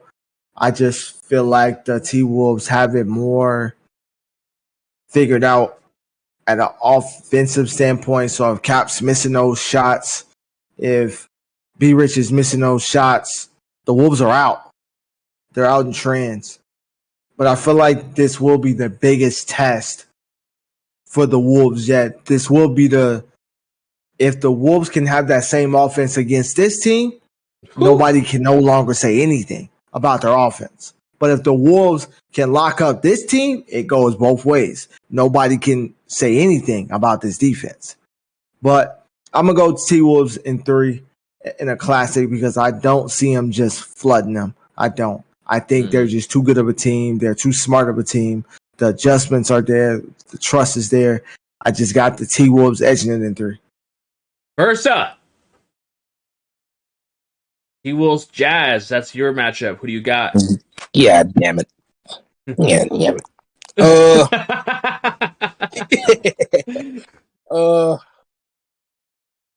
I just feel like after T-Wolves stole that game, regardless of it going to be a beef series, I don't think that the T-Wolves put themselves in that situation again. I feel like the series will go 3, but I don't feel like they put themselves in that situation again to have to win in double overtime, if that makes sense. Like, as far as like the shot quality, the shots rushed, one dribble, fade, shooting a free, I don't feel like they put themselves in that situation again. I feel like they have a higher powered offense for sure, and their defense it's going to be a defensive run back and forth between them and the Jazz. But I definitely got it going 3. But I got the Timberwolves edging them. Interesting. Alrighty, for me, I'm pretty sure I have the Jazz versus T-Wolves. And my opinion about this series, one, this is the series we want. Like, let's be real, guys. We want this to happen. Because this is like a rematch. Like, this is like part 3 of the rematch, right? First game they play, it's kind of like a neck-and-neck game, but the Jazz pull it out. T-Wolves come in the second game, go to double overtime. The T-Wolves pull it out. Now this is the completion of this trifecta that we need. And we might see it again in playoffs, who knows. But if I was to go T-Wolves versus Jazz, best of 3 series, what team do I think is going to adjust better? Oh, man. This Joe, if you're in here, just know the curse might exist still, okay? I'm going to go with, you know what? Just because I know the champ curse exists. So I'm going to go with Grizz Gaming here, okay? So I think Grizz Gaming is going to win this series because I think Splash is going to come out with revenge. He's going to turn it around, and he's going to basically win in 3 against his T-Wolves team. So I'm going to go with the Jazz here. So I think that with Rhea coming off one of his greatest games, I think that all they need is, I think they just need Splash to play a little decent, and this team can top this T-Wolves team. I think that the T-Wolves had a very close game last time, but I think I think in a series the Jazz are going to win it. So I'm going to put Jazz over T-Wolves. And over on the other side of the bracket, Warriors Kings. Wait, what did you have, Versa? Versa, you have Genji Lakers. Who do you got? Between Genji and the Lakers? Yeah, that's your matchup. Who do you got? Lakers in 3. Lakers in 3. Why the Lakers over Genji? I predicted before the tournament that it was going to be a Lakers T-Wolves rematch, and that's why I got to stick with it. I just feel like the experience will show more in that series. I feel like the Genji will play well, but I feel like we're going to get like all-time Reese, like Reese the champ Reese. Like Reese the champ. Not missing a 3 Reese. Like everything's green Reese. Like I feel like that's what we're going to get. Jeez. All right. JT. Kings, Lakers. Now this is a matchup. Who do you got? Give me the Lakers. I feel like they have the second best offense in the league to date behind the Wolves. And I don't think the Kings can combat with that. I feel like as far as centers, Crazy can match Walnut. I feel like Reg can match Mama, which he did in their matchup. Mama just played better because he made way more plays. But the biggest difference, even if Mama outplays Reg, I feel like Reese outplays Ty. I feel like that'll be the X factor matchup of the series. Who has a better series, Ty or Reese? And it's like, I'm not going against Gang. I'm not going against a champ. I'm not going against somebody that's just more proven, that proves he does this, especially on stage. If I'm not mistaken, this will be Ty's first game on stage as a guard. So, yeah, will it be? Did Wizards make the last 20? They They did. did. They got first And they round. lost. Okay, well, yeah. So it's his second. Or his second after they play. Second time on stage. Not that important. I just don't see him outplaying Reese. So I feel like they can probably go even everywhere else. Crush will more than likely have a better series than Tag Tuck. I feel like Green will have a slightly better series than Miles, even though I feel like Miles will come into Indy hungry because of him playing bad last season on stage. But yeah, give me Lakers in 3. Lakers in 3. I like it. I have Warriors versus Kingsguard Gaming. I think what's going to happen here, and I might be the only one that's going to predict this, I'm going to put the Kings over the Warriors. I think that in that first matchup, Keena played perfect. Like, obviously, Keena made a couple mistakes, but Keena was like shooting 6 for 6 when they were playing. He shot 6 for 6, all green threes. I don't think Keena's going to be able to repeat that against this Kings team. I think this Kings team is going to make a crazy run. I think they're going to go to the finals for this tournament, and they're going to go up against this Jazz team. Okay? But the reason why I have the Kings over the Warriors as well is I just think that Mama and Walnut, once they get a little taste of the stage, and I think this Gen G series is going to be huge for them. Because the way it's all about how they win the Gen G series. Because if they win that Gen G series fashionably, and I'm talking about they just flood Gen G, I think this Kings team is going to project themselves into the finals for the Churn tournament. And I think they are going to beat the Warriors in 3. I think that it's going to come down to, I think that they know that Walnut's going to have his game, but it's going to come down to them just containing Keena and letting Antoine beat them. So I'm going to go with Kings in 3. But now we have my finals. Kings versus Jazz. Now, I think with the Kings Jazz series, it's a battle of the ages because you have a Jazz team that is looking for something. They've never won anything. They've always got to the finals and finals fours or whatever, but they've never truly actually have anything like a banner. They don't have anything to really show for it. And this Kings team, again, Mama has some banners in the past. He's won the Churn tournament before, Walnut as well. And I think this Kings team, I just think that they will have a great run, but I don't think they'll necessarily finish. And I think this Jazz team is finally going to win their first tournament. And I think Splash is finally going to have something to hang on the wall when it comes to awards and all that stuff. So I think the Jazz are going to win this entire tournament for the Churn tournament. And I think that the MVP, the Churn MVP, is going to be Rhea. I think Rhea is just going to overall have a very strong outing. I think Rhea is going to continue to kind of just progress as, he had one of his greatest games of his career, but I just don't see how Rhea will not have a good tournament as well. So I think Rhea is going to be the finals MVP, the Churn MVP for this entire tournament. JT, you have Lakers versus T-Wolves. Who do you got winning this entire thing? I'm gonna let my biased heart take me home. Give me Lakers. Lakers. Why the Lakers over the T-Wolves? I just feel like it'll be the top 2 offenses. It'll be a shootout. The T-Wolves, of course, have a better defense, in my opinion.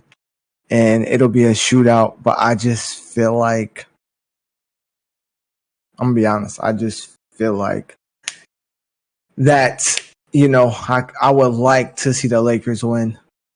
I don't, but that's why, in a sense, it's hard because I can't just sit up here and lie and say the T-Wolves aren't the best team in the league. They are. And beating them in 3 games is tough. So I just can't. It's tough. But I'm going to go Lakers strictly on a bias thing. I don't really have a reason. The T-Wolves got their banner, so I'm cool with the Lakers getting theirs. So it's split. Not the biggest fan of the whole total domination part. Kind of watched that with the Raptors. It's very disappointing to watch, in my opinion. So, yeah, I'm gonna go Lakers. It's not really. I just think they have a chance to edge them out on offense, and I feel like Crazy can really. The Crazy and Slaughter matchup will be the most pivotal one, in my opinion. I feel like Crazy can really outplay Slaughter. Slaughter has a tendency to, in a sense, when he plays the big dogs, he's not as good as he usually is. We've seen that in the finals against Dave Fryer. We've seen that a couple of days ago against Rhea. Just in a sense, Slaughter gets it done, but he's better this year than he's ever been, in my opinion. So I still don't think he outplays Crazy in this series. So I'm gonna go Lakers. So you're telling me Crazy is going to outplay Slaughter in I this think so. series? I think so. Interesting. And who's going to be your turn MVP? I'm gonna go Crazy. Crazy. So you're telling me that basically Slaughter's going to fold. No, I'm not going to say Slaughter's going to fold. But you're telling me that Crazy is going to have an amazing tournament, and he's just overall going to be the best for this Lakers team, and the reason why they win the turn. Reason why is kind of crazy, but a big part of it, yeah. But I feel like because Slaughter won the last one. Slaughter won the tip-off MVP, so why can't a big win it again? Especially when bigs are the most consistent because the guards are so up and down. Yeah, that's fair. I respect it. Versa. You. For you, you have Lakers versus T-Wolves. Same matchup. Lakers revenge game, man. They win the series. They win the series, and who is the MVP for the turn? I got Crazy, honestly. I feel like JT hit it on the head. They're going to be the most consistent because of the situations that they're put in, and guards have the highest volatility as far as being productive or just playing bad. But I feel like Crazy within his offense does more than Slaughter when it comes to facilitating. Well, that's the only aspect because they both great rebounders, both good mashers, both play defense. But Crazy, the way that they run the offense on the Lakers, he makes more of an impact as far as the offensive end. And I understand passing isn't just to put the nucleus of offense on center beyond scoring, but he definitely is more of a facilitator than Slaughter is, and that's why I'll give him the edge. Interesting. JT, based on, I want you to judge Versa's bracket, okay? What is one matchup on Versa's bracket that you feel he is wrong on?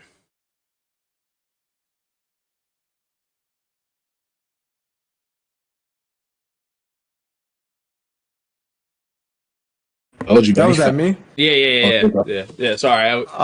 No, the question was, JT, based off of Versa's bracket on stream, what matchup do you feel like Versa is the most wrong about when it comes to his predictions? Kings. Interesting. Yeah, Kings over or Genji over Kings. Why is that? Like most wrong is like I don't. This is like most wrong is still tough because it's not like he's just dead wrong. Like Genji is a great team, and when they're hooping. But it's just like with the way this bracket is lined up, it's like scary. It's scary. Like none of these takes are bad takes. Like because we always view the West as more heavier than the East, which they are. But in a sense, it's like they switched it. So now the East and the West are damn near even. So it's like I can't, even though I think we only have a difference in two matchups, and that's he has the Jazz over the Wizards, which he can very well be right. And I was kind of biased with, and he has the Genji over the Kings, which in a sense I think is wrong, but it's not this just far off take in my opinion. Versa. Look. Versa. Yep. You look at JT's bracket. Instead of saying wrong, what matchup do you think is most unlikely for JT to be right about? Mm.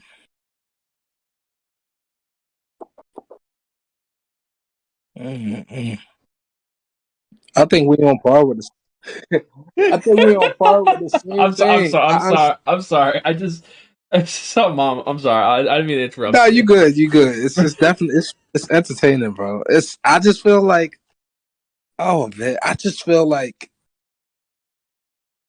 oh man, it's just tough. For me, it's like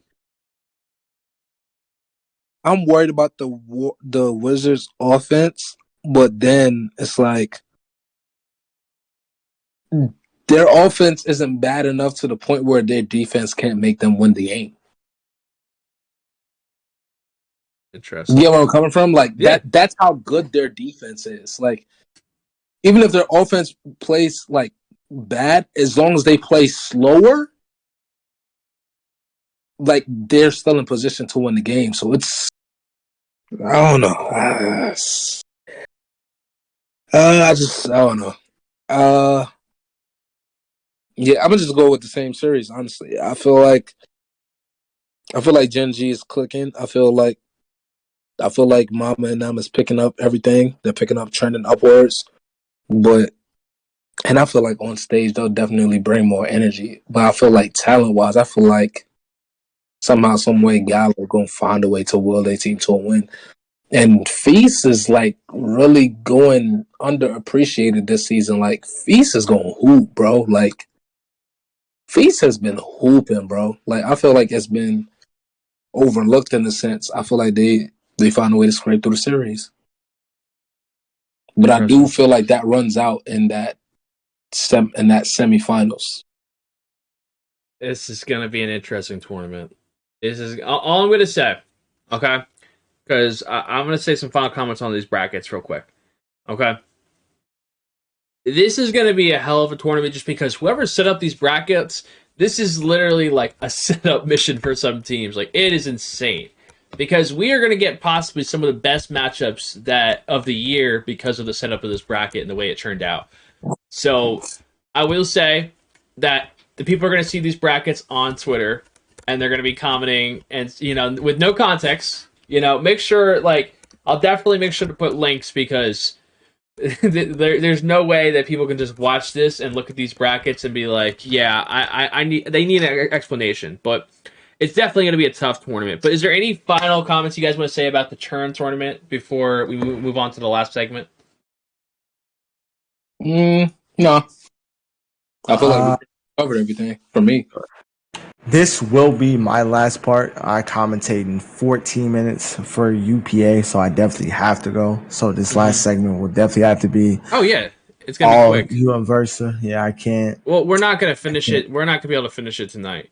So, but yeah, no, I have to go over there now though. Oh, so it's like I can't. Yeah, I can't. Okay, I mean we could just close. We could honestly.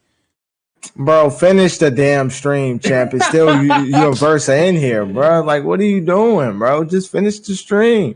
It's you and him talking about series. You had me last time here for tears. Now you got him. It's a whole different opinion. That's perfect. Come on, bro. Use your head, Jesse. I'm helping you out here. Use your head. Finish the stream. Come on, bro. Come on. Oh, man. Come on, killer. All right. Well, JT, I do appreciate you coming on here, man. What are you commentating tonight? UPA. No, my fault. Well, UPA, of course, but NPBA Gauntlet Finals is best of 3. Okay. Well, listen, JT, appreciate you. Definitely hope to see you at the playoffs. I know you obviously aren't going to be there at the turn, but I definitely will be there at the playoffs. I know a lot of people are going to probably try to, pull up then. Hopefully, I get to see you in person then. It's been a minute. But I appreciate you coming here on the stream, doing some bracket predictions. But again, I hope you have a good one, man. I appreciate you coming on. Yeah, I'll be there for the 3v3 and I'll also be there for all of August. I'll be there all of August. Bet. That's awesome. Appreciate you, man. Alrighty. All right, Versa. We're going to the final segment. Okay. We're going to... So, we're going... Well, so last time on stream, for those who missed it, me, Ye, and JT started doing tiers lists, and it was quite an interesting stream to say the least. So the positions that we did so far was lockdown, and we did PG. And I'll kind of do a quick rundown of the two positions that we've done so far. So in the D tier, meaning the worst PGs in the league are Bucket, Simo, King Hod, Duck, Cap, Tate, and Fanta. Basically, they're on the bottom. They're the worst. Okay. That's basically kind of where we stood on that. Let me just change something real quick on stream for just so people know what we're talking about real quick. Give me 5 seconds, guys. There we go. Okay. There we go. Sorry, guys. I had to change that real quick. Anyway, getting back to it. So, like I said, in the worst tier in the NBA 2K League, worst PGs in the league, my guy Bucket, who's been stinking it up for the Blazers. Simo, who's been inconsistent all year. King Hod, who I haven't seen have a good game yet. Just kidding. Maybe he had solid games. I don't know. Duck, who, I mean, shit, man. You couldn't get any worse in Orlando. But, hey, man, Cap, who's kind of had gone back up, but has, again, had a slow start. Tate, who, I mean, shit, man. Is there even a pulse right now? No, I'm just kidding. But Tate, it's been looking rough for Tate. Fanta, who, again, I mean, we had high expectations of a guy who was selected top 10. Probably one of the most underwhelming out of all the guys who were selected in the first round. And then we go to the next tier, C tier. We got Bash, who, again, been very up and down, missed a lot of games early on. Vandy, who, my God, we haven't seen anybody play so bad next to an MVP, but Vandy's been kind of projectile, going back up. Kenny Zeus has kind of been inconsistent, had some good games here and there. FT, who's been average. BP, who's been very up and down. I've seen some really bad games. We've seen some really good games. C's, who I honestly don't know what the hell happened to C's. Great pre-draft, comes into the league. It is just getting bad. Sav, who, again, another player who's inconsistent up and down. And Season, a guy who, I mean, he's been solid. He's been okay. Nothing too crazy, but again, he's down in the C tier. We jump up to B tier. Cooks, who, again, I think Cooks has had he's a little above average, in my opinion, when it comes to his performance this year. Radiant, who, he's had a couple good games here and there, but he's also had some really bad games, so it's kind of very mixed with me when it comes to him at B tier. Kina, who's kind of been, going more up at this point, has kind of had better games recently. He's been sipping on some hookah. He's hot right now. Woof. Anyway, Mama, who, again, started off, kind of ugly, should probably play the game more in the offseason, has had a little better, of a run here in this turn. Splash, who, again, been very up and down, but still been pretty good. We jump up to the A tier, where we got Dre, who, again, made his run. Obviously, the tip-off has been okay in his group play for the turn. Gallo, who's been pretty good, pretty solid. Well, not pretty solid, pretty good. And Reg, another guy who's been pretty good as well. And then you got Bear all the way at the top, king of the mountain, whatever. He's got S tier for Bear to Beast. Versa, what do you think about the point guards, Versa? Anyone too high, anyone too low? What's your thoughts? This is strictly based off just this season. Right? Yes. I'm not gonna lie. I gotta move Kina and Mama. Up into tier A. Is this a format to where, like, if you move up, somebody has to go down? Or? Yeah. We can make room for one more in A, but again, this was made by me, Ye, and JT. So okay. Majority kind of we had a majority's rules. So okay. So I'm gonna go from top to bottom. Mm-hmm. If we're going solely based off this season, I got Bear S. Mm-hmm. I'm moving Kina and Mama into tier A, and I'm moving Dre down to tier B. Okay. Is there any? What about C and D? Is there anybody in C and D that you'd move around?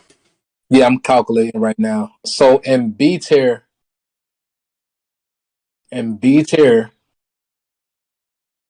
I would have to move. Can only really add one or maybe two. You can't really add more than that. Yeah, in B tier, based off of what's been in B tier, I gotta move up. Zeus. Verse, they want you to make your own pyramid here. I could do that, no problem. I ain't ducking no smoke. Do you want to do it, Versa? Let's do it. All right, I'll let you make your own pyramid here, but I'm warning you, man. It's a dangerous lifestyle. It's a dangerous lifestyle, my friend. Hey, man, people been seeing my TikTok. They see how I'm built. Yeah. They see how I'm moving. Jesus. Okay. Nah, I'm a very good guy. But I'm definitely not for the. I'm good for the challenge. I'll take where I'm on.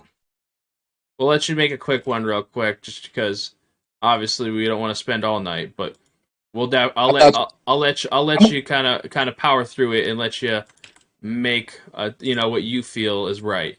So okay, so we're gonna rearrange this a little. Obviously, I won't make you go through everyone. I'll just kind of have you have a visual, and you tell me who you want moved. Gotcha. All right.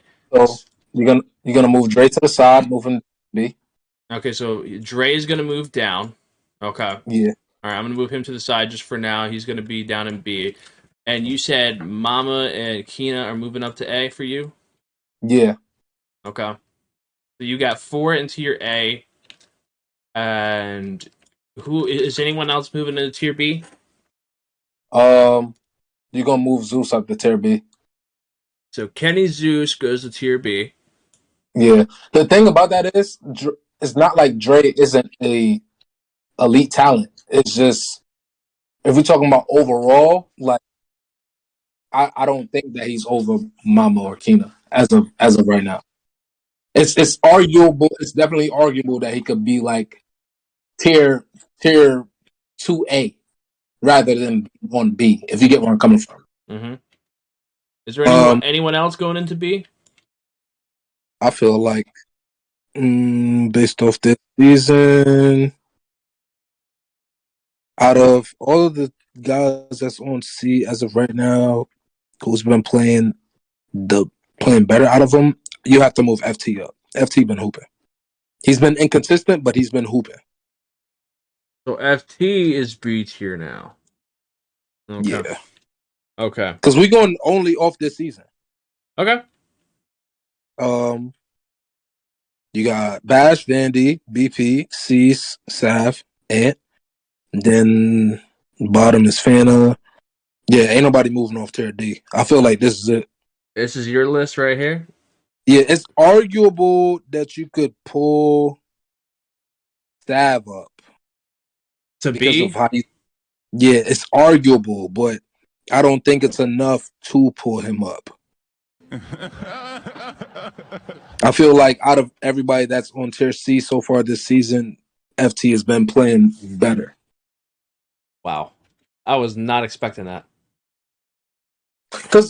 And by better, it doesn't mean like overall, like, if I'm building a team, I'm taking that player wholeheartedly. I'm only going based off of what's in front of me, what I've seen so far, what they're doing on the court, what they've been doing.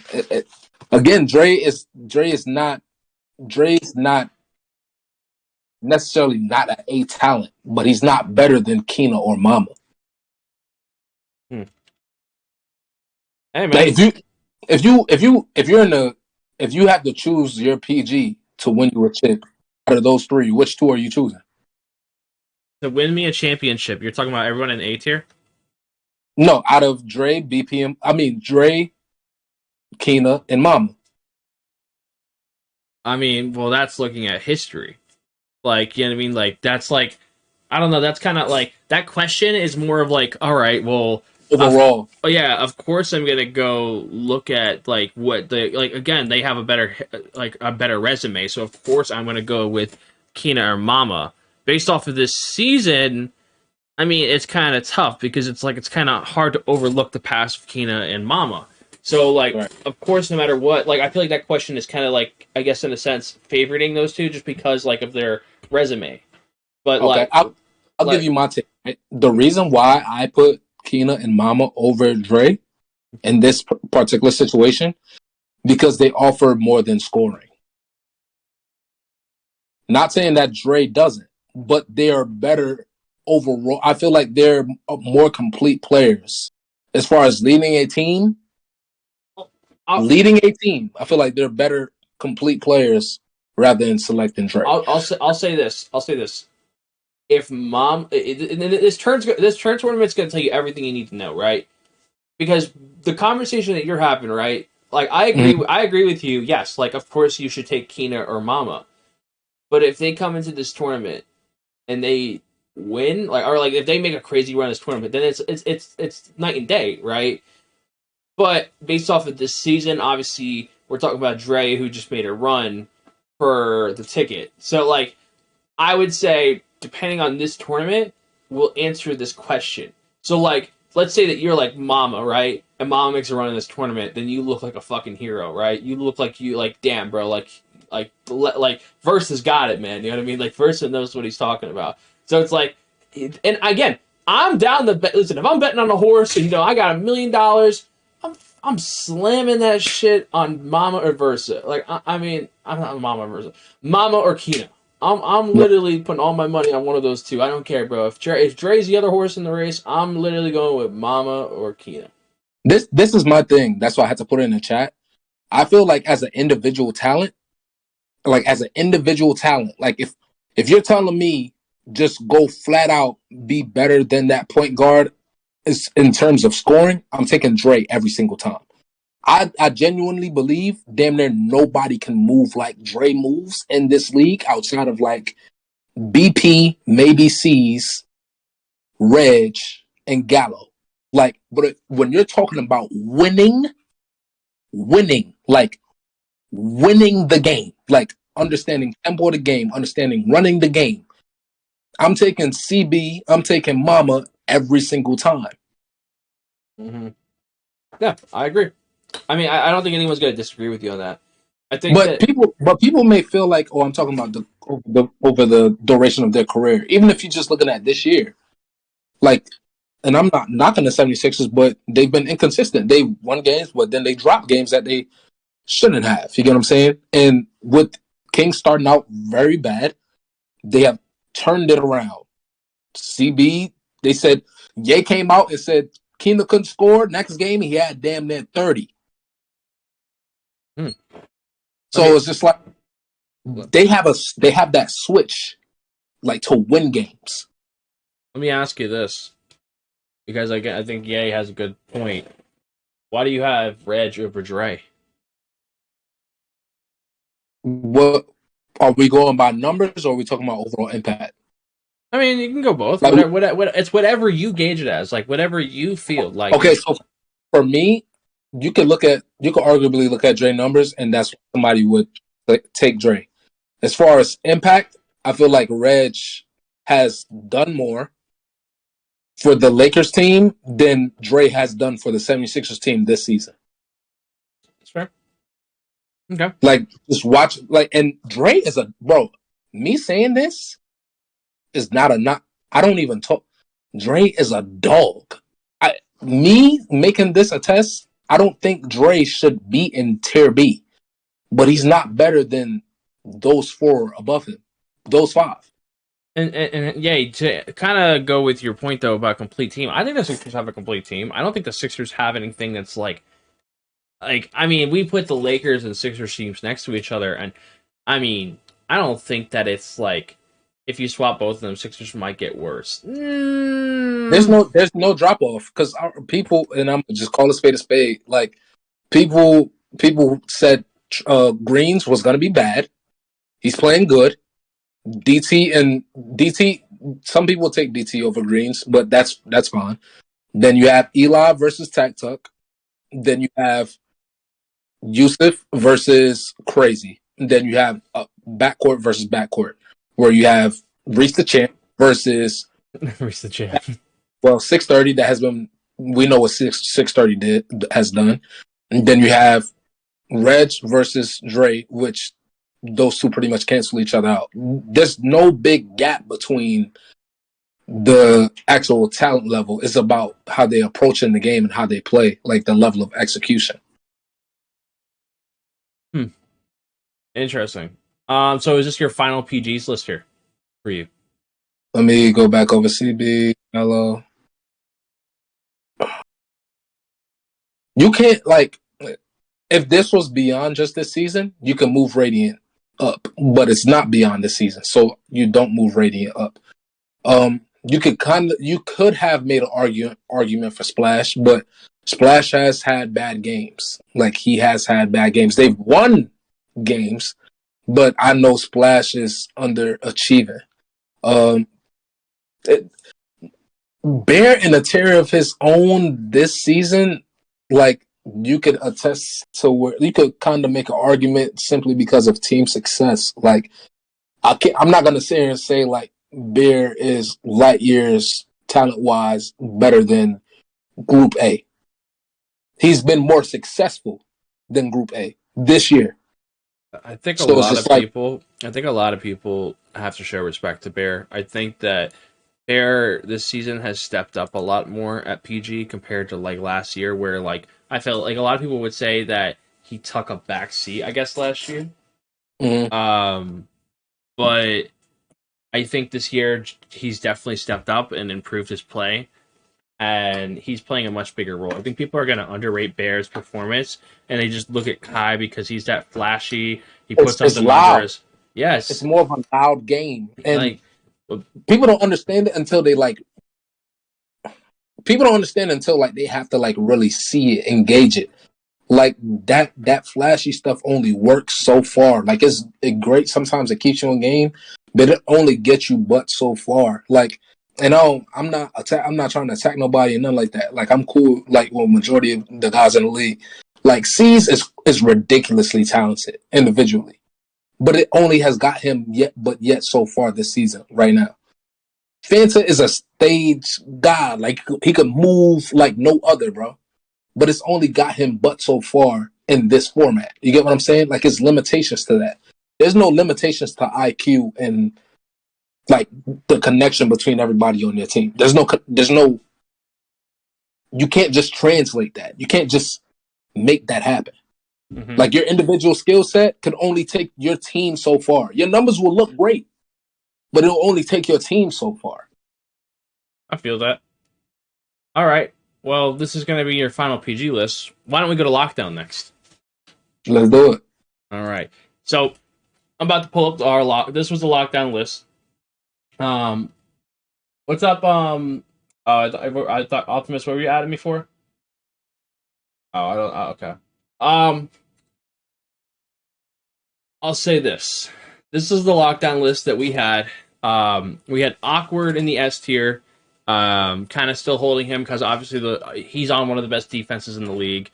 A tier, we got Zay, Shifty, Gradient, Hezi, all guys who I think have had pretty good years.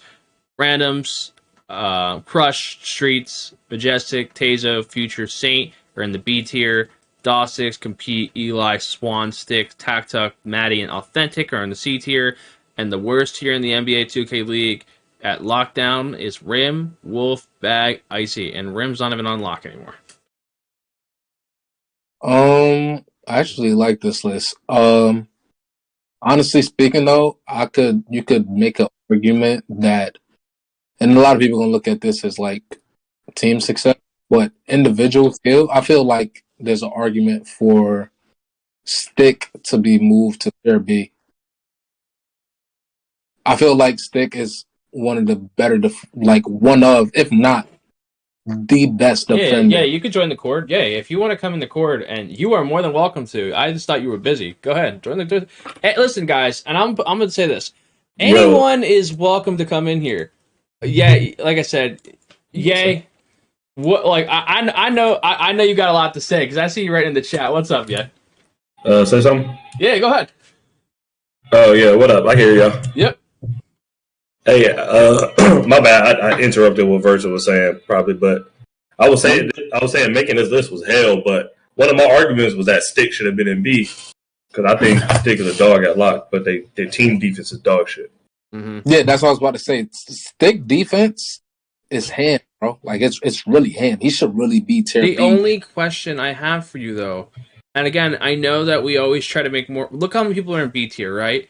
Who are we moving out of the B tier to put Stick up? Like, I know that people are like, oh, just make more room for Stick, but like, we can only have so many people like in one place. Like someone's got to have some slight edge over another player. And I know that like you can be like, oh, he's like Tazo, maybe.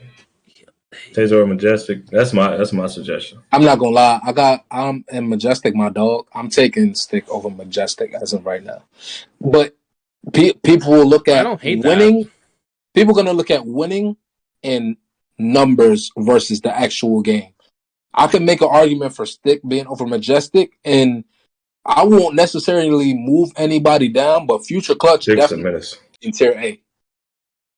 Thing is, I was also considering 3v3, but then we weren't trying to go over that. Yeah, we weren't trying to like overlap it too much because like Stick was picking Dre's pockets for like 4 games. Nah, Stick is like his on-ball defense is there, bro. Like his on-ball defense is ridiculous. Yeah, it's good. Yeah, but out of that, people, bro, I like, bro. This was a hard list for us to put together, though. We were we were struggling with this one, bro. Struggling. JT was getting rattled. Nah, Stick is a dog. I just feel, but looking at tier B specifically, a lot of this is how I look at tier A and tier B is like 1A, 1. Mm-hmm. Like, it's so many interchangeables. Like, you can make an argument for Future Clutch to be tier A. You can make an argue for Saint to be tier A. You can make an argue for Rand to be tier A. Like, it's no big gap. It's not a gap. Not a big gap between tier A and tier B, in my opinion. Yeah. No. I think like the drop off is tier C. That's where the drop off is. Yeah, even like some of the guys in tier C are playing solid. Yeah, Tac hasn't been like playing. Tac is playing decent. I think Majestic's good. Is playing good. He's not playing bad, but he's like. I wouldn't even say Maddie's not playing bad either. I don't, but that's the thing about this list. It's like I don't think a lot of locks are having bad years, and I'm not gonna say it's not hard to have like I don't know. It's just like you look at like the way the defense is on the game this year. Like a lot of like locks are better this year compared to last year. Like you're not seeing a lot of locks getting that treatment that who was the lock last year for the Pistons? Pexile. Oh. Pexile. But we're not seeing that this year. We're seeing like locks getting dropped off like Pexile. You know what I mean? Like we haven't really seen that much this year. So like it's a lot different this year. I'm not gonna say it's easier to hide a bad lock in this league, but like it's definitely not the same as last year for locks. Like lock is. I'll say this though, Chin. I feel like. And I'm not discrediting the lockdown position at all. With PG being nerfed, it's more survivable, if that makes sense. Yep. Mm-hmm.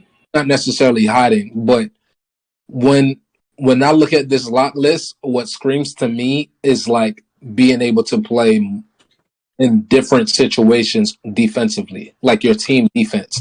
So like Awkward, their front court is Awkward, Dini, Dayfron. And Awkward is a hell of a talent, but you still have to test for what's around him. Zay has Sigma. CB has DJ and Slaughter and like they damn near have an all defensive team. Gradient, all defensive team. Hezzy, everybody in their team plays defense. Crush started playing better. Their overall team has started playing better. Randoms has been playing defense out of his mind. Their backcourt is just not hitting. Verse, I got a question for you too when you're done. Overall team defense has not been great, but his individual defense is ridiculous. Tazo, their team defense is up and down, but his individual defense is great.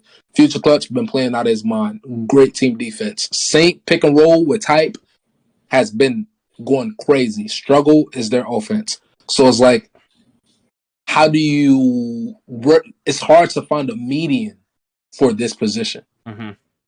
My question is, do you think that some of these guys just look good because the way defensive rotations has evolved in the last couple of years, just like tremendously improved, or you just think it's more of like just the point guards just being nerfed? I feel like it's like Kings and Queens wasn't around 2 years ago. Yeah, I feel like it's the point guard being nerfed because at the end of the day, like all of us, we kind of like adapted and understood like the importance of team defense and like the mental chess match, because it's essentially what 2K has turned into. Like, it's a mental chess match. Like, who's gonna make the most mistakes? and having different types of rotations and the personnel to be able to pull out different type of rotations at the right time is not necessarily just like going fast. It's like just being on time with certain rotations. That plays like a huge role into not only the defensive end, but it plays a huge role into the offensive end because you got guards averaging at least 10 or 8 points on the break now. You get what I'm saying? Like, you got guards averaging at least 5 or 8 points on the break now. Yeah, I personally think, to answer your question, I think it's easier to guard like PGs this year. I think with the nerfing on PGs, like we're seeing guys like Splash who are like not like that. Like look at the game that Splash had the other night, right? Splash, we've never seen that was like Splash's worst game in his career, right? Like we can all agree that's probably his worst game in his career. Like we're seeing some of our like star level players having some of the worst games in their careers. And we're seeing locks that we've never seen like perform like this be on a higher tier. Now, the one thing I will say is the fact that this many locks are playing good, and if you are playing bad in a lockdown position, I feel like that sticks out more than anything. Like if you're like not playing well on the lock, if you look bad in the lock position, like that's a bigger concern, I think. Yeah. If you play bad, it definitely stands out more this year, particularly with the level of what PGs could play at. So I agree to that for sure. But that's where like what makes it more difficult to find a median for this year, particularly because team defense is strongly emphasized now. And I get it, like it has to start with your lock, or sometimes it starts with your power forward. Honestly, whoever's on the pick and roll, but it definitely starts with your lockdown, in my opinion. And I feel like that's the head of the snake, and what's behind you kind of like cleans up everything else afterward. Anyway, going on, is there anything that you guys want to change on the lockdown tiers list before we move on to another position? I think it came out all right. It was hell making it, but I think it's right. It's about right. I think it's a good list. So I'm going to ask the chat this, and I'll also ask you two. What position do you guys want to do next is the question I have to ask. Like, if there's a position to do, what position do you guys want to do? You know, we have shooting guard, we have power forward and center. Look at Verse. Center. Gotta make it spicy. I feel like that's gonna be the spiciest one so far. Oh no, center. Oh man, you gotta remember I'm in Indy, so I'm gonna be hearing all this tomorrow. Oh no, I'll make sure to post it just for you. Yeah, I got people asking me what my flight land. Yeah, you said what? I got people asking me what my flight land. I gotta meet these boys in person. I gotta hear about it every time. Yeah. You got me out this way, yo. Like, it really be Champ be saying all the crazy shit, but it be associated me with Champ. I'll be like, man, here we go. Hey man, see that's the thing, man. They miss my takes though. I've had a good take in a long time. I come out here for the first time and have a take, and they're like, man, I didn't miss this guy. All right, man. So I guess we'll do center. Okay. So let me just pull up a new template real quick, and we'll do center. I'm post this on Twitter. Make sure you say this is Versus list. I'll make sure of it. Oh, hang on. Oh, this was the setup. Oh Lord. Oh yeah. No, JT. Yes, sir. Why do you think JT got out of here, bro? You said, yo, you told JT to say shit. This is no list. I've never seen JT run so fast. Yo, JT literally disappeared, bro. When I tell you that man ran, he ran. Vanished. He was gone. Hang on. All right, I'm about to get the next list up, guys. I'm just obviously getting the graphic ready and everything. With these tiers lists.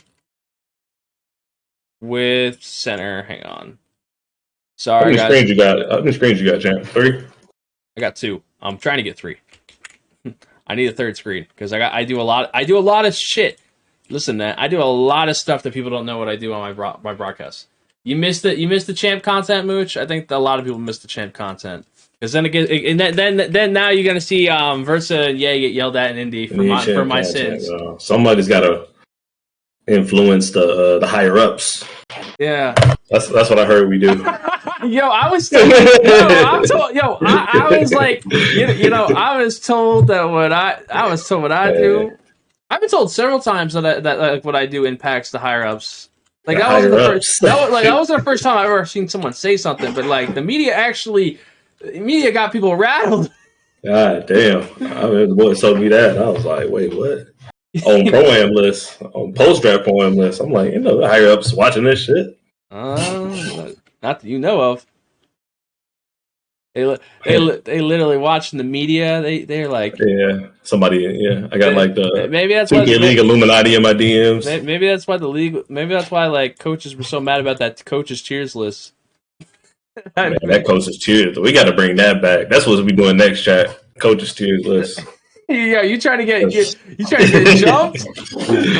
Shit, I had to get hired, so fuck it. I won't be. You said what, verse? I won't be here. Verse like, I'm not that crazy.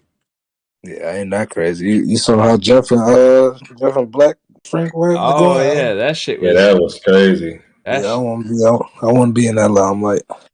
I don't think I've really been in a chat. I mean, in the spaces. After that, except for like the Keenan shit, that was it. Oh.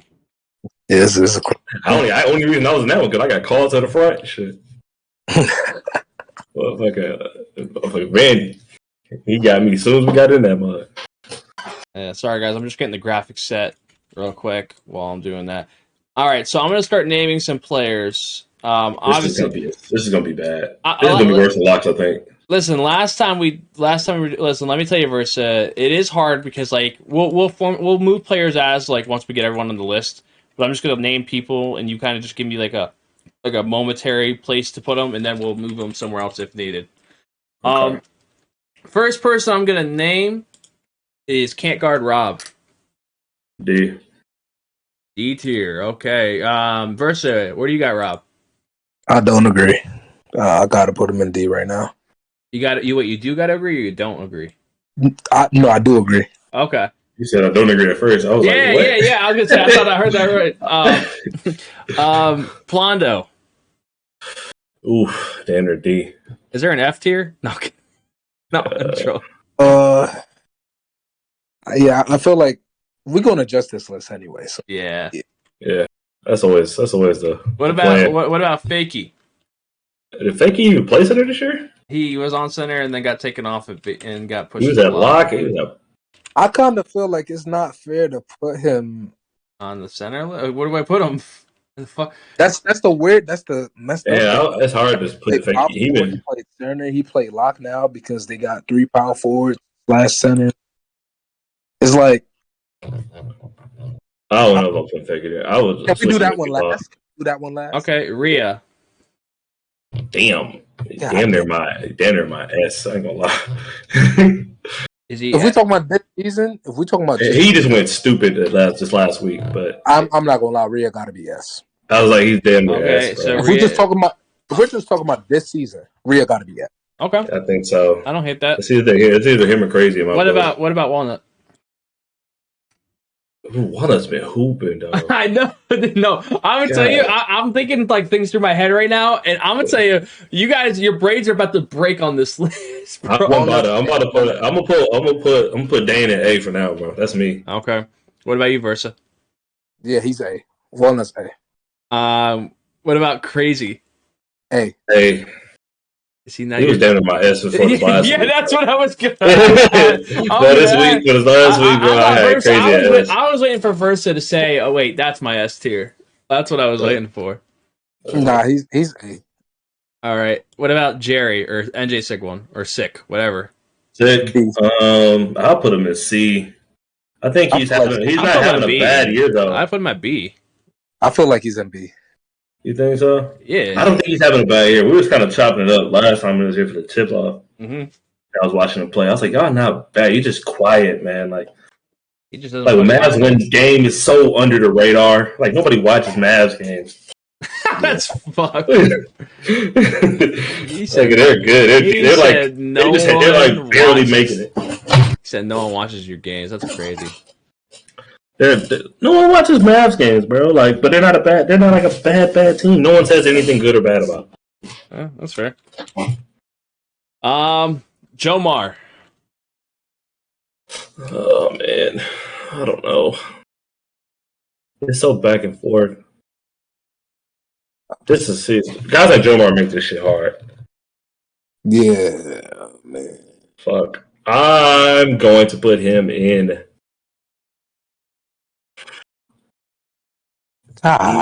Put him in B for now. When I'm torn, I'm just gonna push up. That's gonna be your cop out, right? Yeah. If I'm torn, I'm going to take you to the highest. All right, are you ready for this one? Are you ready? Yeah. Ramo. Well, C. Damn, man. I'm damn near being generous. Are you telling me he's a D? I'm damn near being generous. Are you telling me that Ramo is a D tier center? I'm saying he's a C tier center. That sounded like you were saying that Ramo is one of the worst centers. I didn't say I was, bitch. I said I'm damn near. I'm flirting with the line of generosity. I don't know though, because Jomar and Ramo is kind of like tit for tat. Yeah, I can't put Ramo C. You can't put Ramo B. Let's keep going. I'm gonna adjust anyway. It's no way in hell he's C, and I don't see him as a C tier player. I think he should be, but let's keep going. Slaughter. You can't look at the name in it though, verse. Yeah, you're right, but Slaughter A. Yeah, Slaughter A. Slaughter A tier. You go ahead and put you can't go at the name of it though. It's well respected center, been around since season 1. Yeah, but Ramo, man, it's hard to see it, bro. But I know it's he's just declining in his age, Yeah, man. Yeah. Go ahead after you put Slaughter A. Go ahead and slide Hezzy in the A. Hezzy, you guys. Hezzy A? Yeah. See, I was gonna say Hezzy was B. I don't hate Hezzy A either though, but I don't think he's playing bad. I don't think he's playing bad either. I think he's playing pretty good. I just feel like there's somebody that we're like what are you gonna do? Like I will put Dave Fry. No, yeah, I was gonna say what happens when we get the Dave Fry? I'm definitely. Are we stopping at 4? I'm just looking at how much space this motherfucker got. I'm not gonna lie. I think we gotta stop at 4 because the other ones have had 4. So like, I'm not trying to have a crowded ass fucking A tier. Like because the guys like last time we did a list like this, like I did this with like a bunch of league players, and last time we made a list like this, we had like so many people in like the top tier for center, and it was like because if you're doing a league player, they're gonna look out for their boys and like. But it was a really good list. Like Dave Fry was in there, like Dave Fry, Brad, and all them were in there with us. So I'm not gonna lie, this might be the only list where you have to have 5 and A. Guns is A. Let's go through it first. I'm gonna hold him in B with Ye. I do understand. Hey, you ain't gonna like this. You ain't gonna like this verse. If we're counting Spartan at center, where are we putting him? Spartan not better than Guns. Yeah, I don't think Spartan's better. I'm not saying Spartan is better than Guns, but now Spartan at center is fucking hooping. Yeah, but he not hooping more than Guns. I'm playing devil's advocate. Nah, I feel you. I feel like Spartan is like B as of right now, individually, because we're talking about individually. So I feel like Spartan is B as of right now. Guns got to be A. It's crazy because like people just go, oh, bro. I don't like to sound like one of them old heads, but like you got Guns, Dave Fry, and Feast. I feel like that's completes A. Everybody else is high volatility. High volatility. Like they fluctuate. They fluctuate. Those last 3 players complete A. Everybody else fluctuates, bro. Interesting. Up next. Are you guys ready for who's up next? I mean, I don't think this is going to be a hard one, but Mario. D? Yeah. He hasn't been that bad. D. Damn, bro. We need a bigger sample size too. You only play like let's see him play. If you think I'm about to games. put Mario on C with Rainbow, you're out your mind. I'm out my mind. All right. You got a picture of Mario? I don't got it. I'll get one, but I don't got one of them. He Just gave. put I got. You should get like a picture of like the cartoon character Mario. Fucking hilarious. No, that's disrespectful. No, that would be We disrespectful. got Fakey and D for now. We're not keeping them there. I think we're gonna switch them out for either D-Law or reevaluate it. Yusuf Scabs. Scabs. That boy was hooping on the stage like off a tip off. Man, not much of an offensive threat. I gotta go C, bro. I was like, I think I gotta go Is see Yusuf 2 S's or 1 S, guys? Am I 1S. Okay. The thing is, wait, hold on. He's not playing. The thing bad, is, defensively he's good. Offensively, it's like, what am I getting? So it's just like, yeah, I think defensively he's solid. He's playing pick and roll on a 7-1 on stage. He was looking good on it.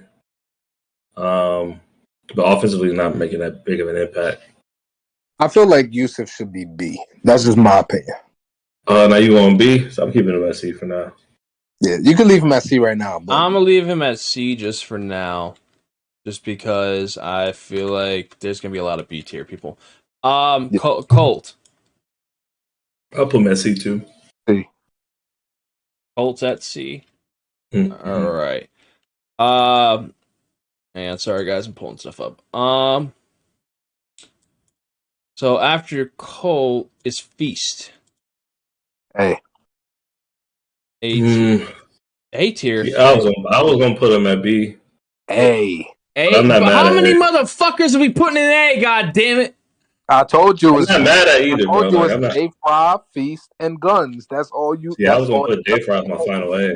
I put Feast and B. We gotta have a stricter club in the A club, man. We can't. This is your platform, bro. I It's know. gotta be four. I It gotta know. be four. It's gotta be 4, man. There's no way that we're gonna put 6 centers or 5 centers in the freaking A tier, man.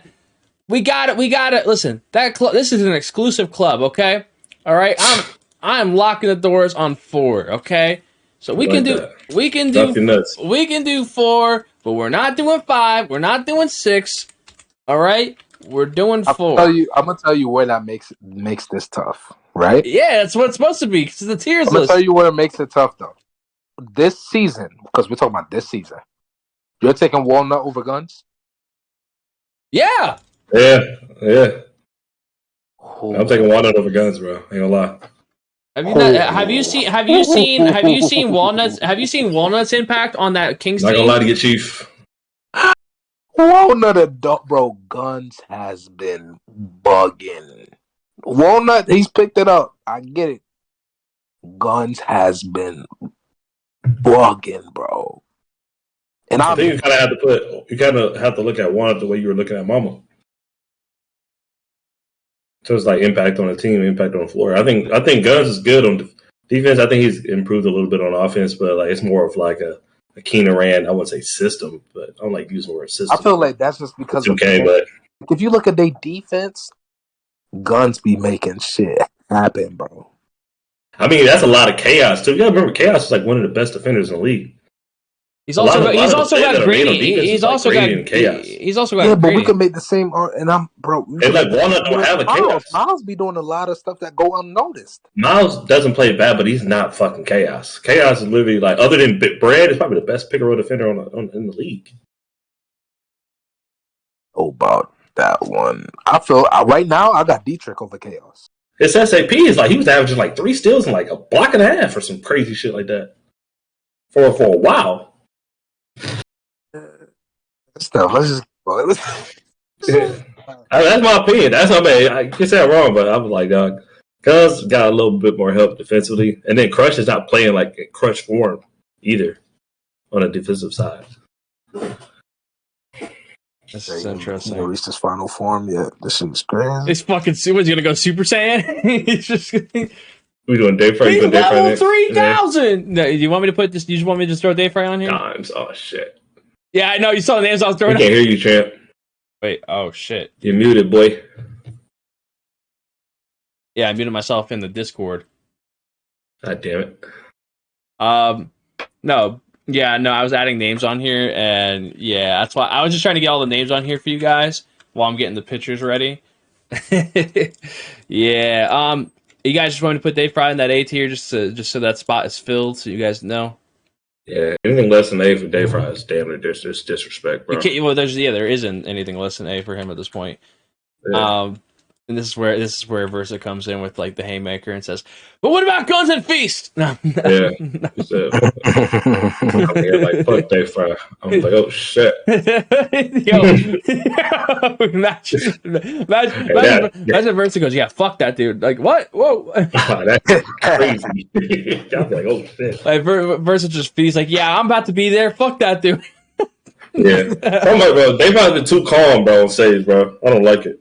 That's a DJ. That's what I said, bro. Like you honestly have to put Guns up there, but this champ platform, I'm letting him do his thing.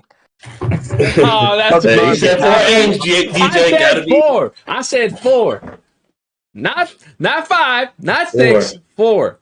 Unless you want to bring someone down, Versa. His only argument is the walnut argument. My thing is this though, bro. When you look at who's in tier B right now, is Joe Marsick playing better than Guns? No. Joe Marsick, no. Statistically, is Feast playing better than Guns? Statistically, I don't got the stats in front of me. I don't know. Yeah, that's He's not. I could go ahead and tell you that statistically he's not. I feel like Feast makes more of an impact outside of just statistics, though, and that's why I feel like he should be in tier A. But we just talking about Guns right now. You can't compare the people in the same tier who's better than who in the same tier. It's about who's better than the person tier above. I get your argument about going after Walnut and being like, oh, you can switch Walnut with one of those two guys. But in the same tier, it's more of like who's in the same conversation, who's in the same community. Okay, has Walnut been more consistent than Guns this year? I think actually Walnut has been playing good the whole time. Remember they were struggling. When they were struggling because Mama was playing well. They literally lost a game to the Warriors, and You literally just put Mama in tier A. He was struggling for the first month. Yeah. Walnut. You can't pick and choose when you want to use that. If you want to use consistently the whole year. That is a good question. How is Dave Fry not S tier? I'm not mad at Dave Fry being S tier. I'm just going with Rhea just based off how he's been playing all year, and then last week it was just icing on the cake. So if you want to put Dave Fry S tier, I'm not mad at it. But Rhea's my S for now. Versa, do you think that we should put Dave Fry in the S? I mean, it's more than an argument, to be honest. I'm not mad at it. I don't understand. This is my thing. You could only play who's in front of you. I feel like schedule strength matters when it comes to like scaling this list, in my opinion. So that kind of gives Rhea an edge. That's a good argument too. Yeah, I like that. That's a good argument too. And then you got to understand, Wizards only been putting up like 59 a game or some shit, and they're beating everybody. Their defense is just psycho. Yeah, so it's like it's a test. It's a test to both players. But I feel like Rhea's been playing like stronger teams and doing what he's doing. That's a good. That's a bar. That's a bar. That's a bar. Where are we putting Rain? D tier.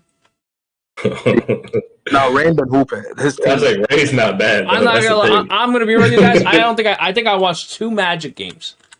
And I haven't watched enough Magic games. I know from what I've seen. I know I Magic saw doesn't everything. play bad. Rain doesn't play bad.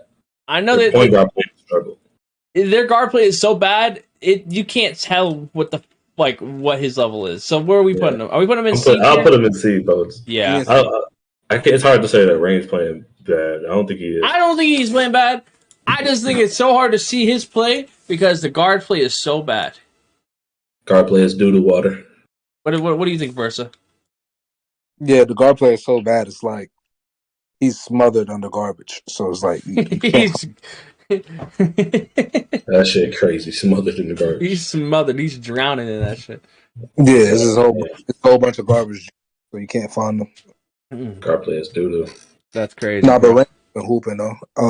But it's hard to like you can't give him the edge because you understand like his talent. You can only go based on what's being shown. So it's just like it's a tough situation. Mm-hmm. I'm about to name one for you guys. You ready for this one? Shots.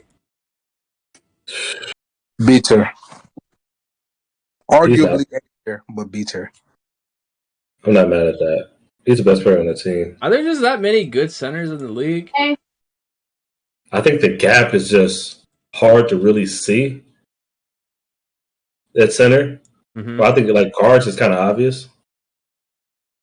It's just a little tougher at center, so you got to go based off team performance for the most part. But I think Shot's actually been hooping.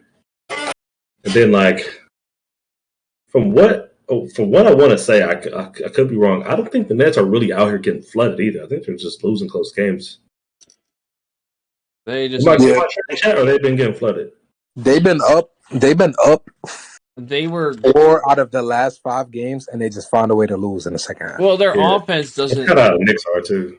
Well, their offense doesn't move at some points in the game, bro. Like they literally, like their guards just, I don't know. Like Faiz had a great tip off, but then he got figured out. Yeah, I don't know what it is with him. They shipped his ass out too. I wonder how Jordan's going to do when he actually gets settled in. Him and Todd had played together this pre-draft, so they have some type of chemistry. So maybe that's what OG saw, and maybe they could, build off that. Mm. But they did play in pre-draft together, so maybe Cleveland just throwing the city away, throwing the roster away for a fab comeback. I'm here for it.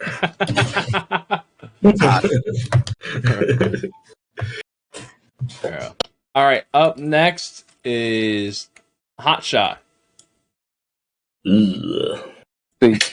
D? Is that D? Nah, C. C? Am I being biased? You might be a little biased on that one. I'm gonna go D, dog. I gonna lie. Hey, man. He been getting better with his passing, which I have noticed. What about his defense? Seeing him kicking that bitch out, but that motherfucker don't step where like goddamn. Damn, man. Hot Shot, you've come a long way, man. His passing's gotten better. Yeah, that's crazy, man. Hot Shot went from being looked at as a top center in the league to being D. I think they'll keep him too after the season. That's a piece of content I've been thinking about doing like free retainment predictions, like literally just predicting what people think are going to happen to retainment. They shipped a 6th pick for him, so you kind of have to.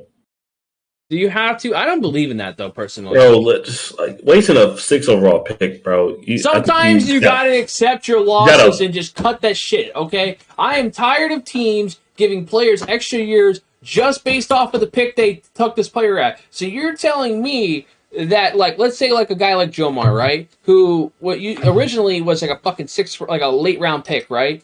And he outperforms a player that was a higher pick. You're telling me that like that guy should get more opportunities than Jomar, like because like he was an earlier pick or whatever. Like I don't know, like I don't like this idea that like players get selected high. Like again, you give up high picks or you select things high of a player that you should bring them back. Like the Heat let go of Glenn, and they selected him in the top 10. You know what I mean? Like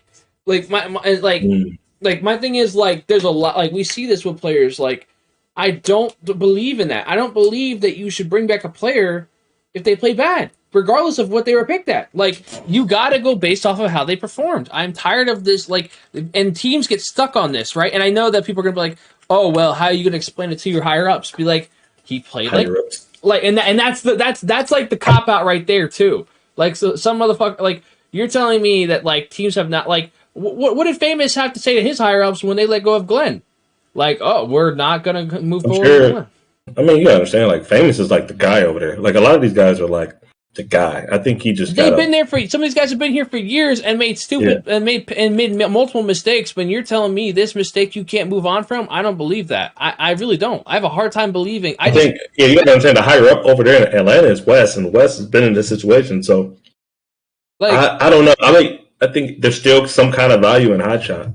I think What's the value? then you got to see where his head's at the end of the year. Okay. Let me ask you this: you're going to trade. Let's say you hold on to you're holding on to hot shot, and you got to trade him. What the fuck are you getting if most of the teams have centers in the league? I don't know. I think center is in a way. But you got to understand what incoming centers are really that much better than hot shot. We don't know yet. We've been saying this, but let's think about this, okay? I'm about to throw something at you, okay? So think about all the centers that have come in the league for the last couple of years, right? This center's worth a 6th overall pick. Well, look at Guns, right? Guns comes into the league, right? No one thought that he'd be where he is, right, as a center, but now he turns out to be a fucking A-tier center in the league, basically. You know, you got a guy. Think might be another guy like that? He's talented. You got a guy like DJ Money right now who's having a great fucking year. No one would have probably gave him the credit to say that he would be where he is. And again, we haven't put him on this list yet, but he's a pretty good damn center. He's good. He's having a good year. Yeah, and you would say he's probably a higher tier center, but no one would have expected him to be that. DJ coming into the league, most motherfuckers would have probably said, "Oh, he'll probably be like a." In the pack kind of center. Like that guy, like right now, he's on a team with no guard. Imagine when DJ gets a fucking guard. The same thing goes for Crown. Crown came into the league, like motherfuckers didn't think he'd be like a really good center. Like I'm not saying like a bad center, but I'm saying like we're talking about like in the upper onslaught, like upper. They knew he'd be a power forward. Nobody knew Crown was going to power forward. Well, I'm saying like Crown's rookie year. I'm talking about Crown's first year. Like when he came into the league, Crown ended up being a top center in the league when he came in. Crown? Oh, you're talking about as he was getting drafted? Yeah. He came into the league and ended up being a top center. So like, okay, but I don't understand what this is going with hot shot. Well, what I'm saying is, like, you're talking about like upcoming centers coming into the league. I don't believe that's true. I think that a lot of these center positions are way overdue, and we need to move on from these old centers and start bringing in new centers in the league, because it seems like every time we get a new center in the league, they turn out pretty well. Like, yeah, you're going to have one that's going to be bad here and there, but for the most part, I feel like the last couple of years, every time we've let a center in and let someone else go to center, it's turned out pretty well. Look at Saucy right now. Like, Saucy started hooping. You know, Dimes goes to center, and, like, I'm not saying Dimes is hooping, but Dimes is doing pretty well at center. Like, he's not, like, amazing, but he's doing better than some centers who've been in the league longer. So, like, there's center spots that are going to open up. I'm saying, like, it's not urgent to really give like hot shot up for another center, because I don't think any center is going to be substantially better. I think you can. I think you bring hot shot back, but I'm going to tell you right now, you're not going to get it. Don't be, because this is the thing about the Hawks. Is I've heard things in the past where they've been really stingy on trade offers and all this stuff, and they've won it way more than people wanted to give them. It was the BP situation, right? People were not going to give them certain things for BP, and they were like, and they kind of stood their ground on it, and it kind of, they ended up letting go of BP. So this is a team that's not afraid to let go of a player like that stature either, because they let go of BP. Hawks. Well, Hot Shot's no drama though. Hot Shot's not. The Hawks had a really bad locker room last year. I ain't gonna go into details about it, but the locker room was really bad. This year is not bad like that. I think Maiello's doing a good job of getting them boys back into the stage, or getting them boys on stage for the first time as an organization for 5v5. So they're already taking a step in the right direction. I'm not saying Hot Shot's like the sole proprietor of getting them there, but I think my whole point is that he was worth the 6th overall pick. It's hard to really get rid of him that easy, especially not even trying to find some value from him in return. And there's no substantially better center class coming in. Well, here's my thing. I think the one thing that's probably the best argument is, like, who else are you retaining on the team over him? Yeah. I mean, it's probably Caesar Witness. That's what I'm saying, though. But, like, that's probably the bigger, like, the easier discussion to have. And I'll be honest with you, I'd still rather bring Hotshot back compared to everybody else. Yeah, and if you bring him back, he's worth the 4th overall pick if you bring him back. So if you take Caesar Witness, I think if you leave Hotshot up for expansion, I don't think he's going to get picked. And then you bring him back after, I think he's worth what? That's a 4th overall pick, I want to say, right? Yeah. If you bring back a third guy after expansion? It's a first. Or third. No, it's a so if you only bring back 2 and you bring back your third, it's cheaper. So it's supposed to be cheaper for you to bring back like after the expansion. So they'll only have to sacrifice a third round pick. Oh yeah, there's no 6-man, so yeah, you had sacrifice third. Yeah, so you sacrifice the fourth round pick to bring back 2. You sacrifice like if you do it before the expansion, then you got to give up Okay. yeah, and if you do it after you sacrifice a third. It's a third. Yeah. Okay. But if you bring out a 4th player, it's your first round pick. You just don't glow in a D without asking. Wait, where? Oh, I didn't. I mean, I didn't do. Okay, where do you guys have glow? He just threw him there. I gotta let Verse answer this one. I mean, damn. Did I just like I don't know, man. I pre-fired there. Okay. Man, after that Nets game, I'm throwing them in D. That shit pissed me off. Oh my god, I was just choked on my spit. Yo, I was just choked on my spit off. Oh no, I'm not gonna lie though. Bro. I'm not gonna lie. I don't got no ill will towards Glow, but not stepping 3 straight. It's bananas, bro. That was fucking bananas. That is blasphemous. That shit was crazy. 3 possessions in a row, scoring the same way and not stepping on any of them on triangle side is ridiculous, bro. That shit was nuts, bro. I got to throw him this at. So is defense that's a strong argument. Is the skill gap at center in the league defense? Yes. Defense, yeah. And I'm gonna be honest, some centers don't know how to mash. I was saying mashing is like an art form now. It's only like a handful of centers are actually really good at it. Interesting. It's kind of easy to mash, but it's a lot of centers they don't have the timing down. Like it's centers that it's really knowing how long you can be in there, how many up fakes you can really get, and how to reposition. I think the one person who's really good at it is Juan. I think Juan is the best masher of all time. But if you see the way that nigga does it, I also think Mama knows how to get him in the position to mash. I watched them play. Like Mama knows when to give him the ball to score. Like but he's the one that knows how much time he has in there, how many pump fakes he can get in. That motherfucker has like a stopwatch in his brain, bro. Like, he would get like 20-something points off just smashing alone. Like I think between Walnut, Crazy, Rhea, Shots, and Dayfry, best matchers. Actually, Crazy's not that great at matching. I feel like Crazy could match, and that's why. I did a whole contest series. I watched like 6 of his games back. Mashing, not a strong suit. Out of that 5, I don't think it's necessarily mashing that he does to score. I don't even know. He's very aggressive. He'll score. He'll either get the ball in the slip, he'll dunk it right away, or he'll do one up that can go up. Mashing, like when he's down there with another big, he won't do it that much. He's a passer. Like out of that 5, he's 5th. But as far as like IQ 2 mash, get into certain positions. See, I will put DJ better than Crazy. I can't argue. DJ's way better matching than Crazy. The problem that I have with both of them is sometimes they predetermine whether they're going to be able to just go straight up or not. I feel like Crazy will do that. Crazy will predetermine for sure. And if he don't, he'll throw a dot. Remember when the Lakers were playing? They're always moving off ball. As soon as he catches somebody, fucking cuts. They have like motion up top. They'll run punch. They'll have the corners wrap. They'll do all type of weird shit. So he's always passing the ball most of the time. Yeah. Interesting. So, guys, going back to the list, where do you guys have DJ Money? Dog, I want to put him in B so bad, bro. He should be B, but he's C because I think I'm putting him in D. I mean C. Sorry, C. You're gonna put him in C. Where are you putting Saucy? Where are you putting Saucy then? Saucy was a dog on stage to tip off. I feel like both of them is kind of like should be B. Yeah, that's tough. For the sake of space, you gotta put Saucy in C. But who's gonna take that? Like, there is room for one more in B. I gotta see it. I gotta see the board. We got.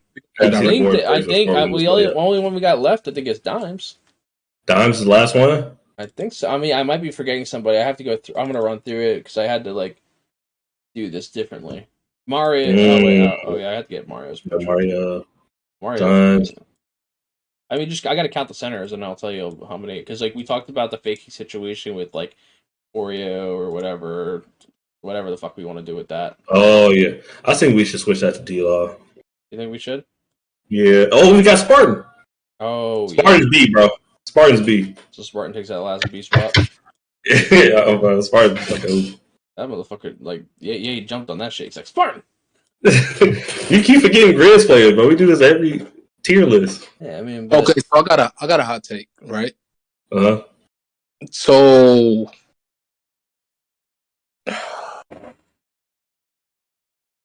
Doms and Spartan have played. They both been fluctuating on and off center because Grizz was trying to figure out if he was going to play center, and Doms had games where he played guard for the Raptors until he went to the Bucks.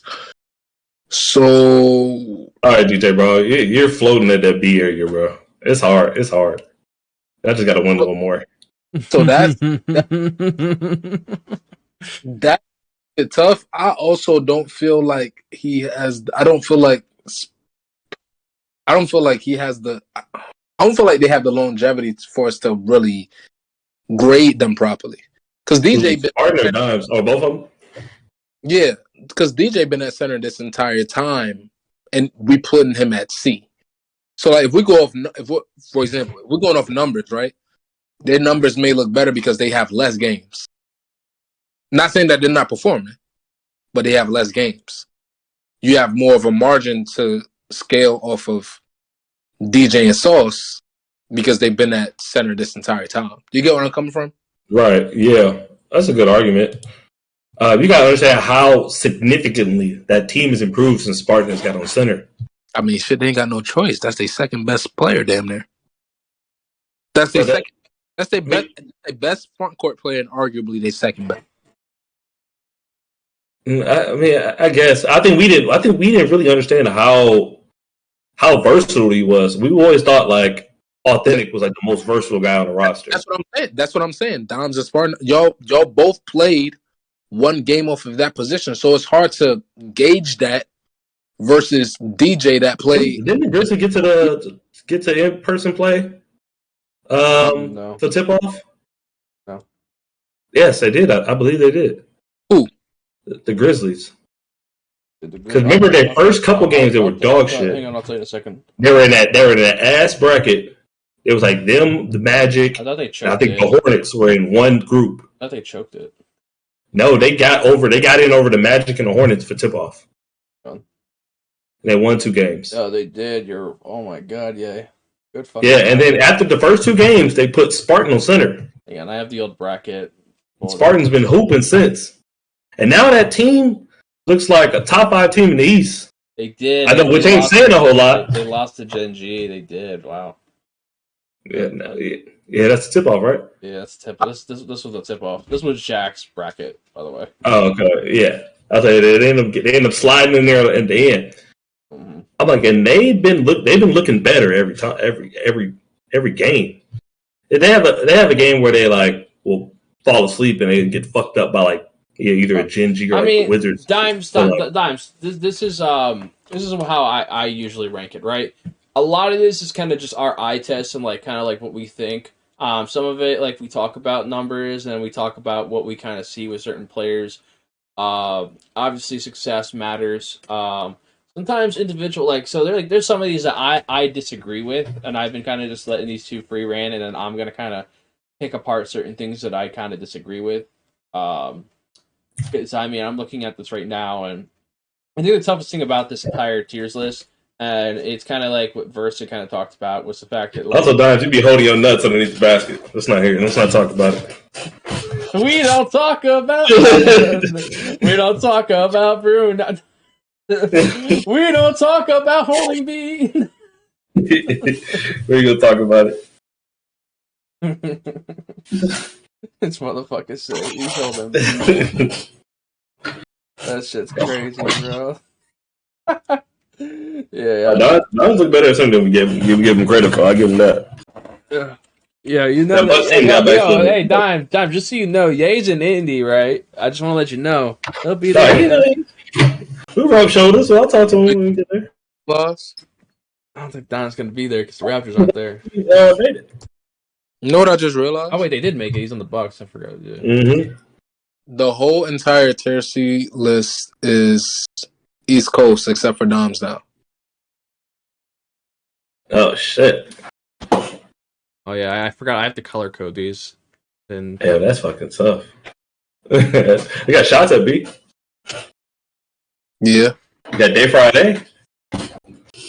Yeah, but I don't know. That's just crazy to see. Yeah. So you got shots, Spartan, But Day Friday, B and A. B and C is so weird because it's a lot of elements that go into that, bro.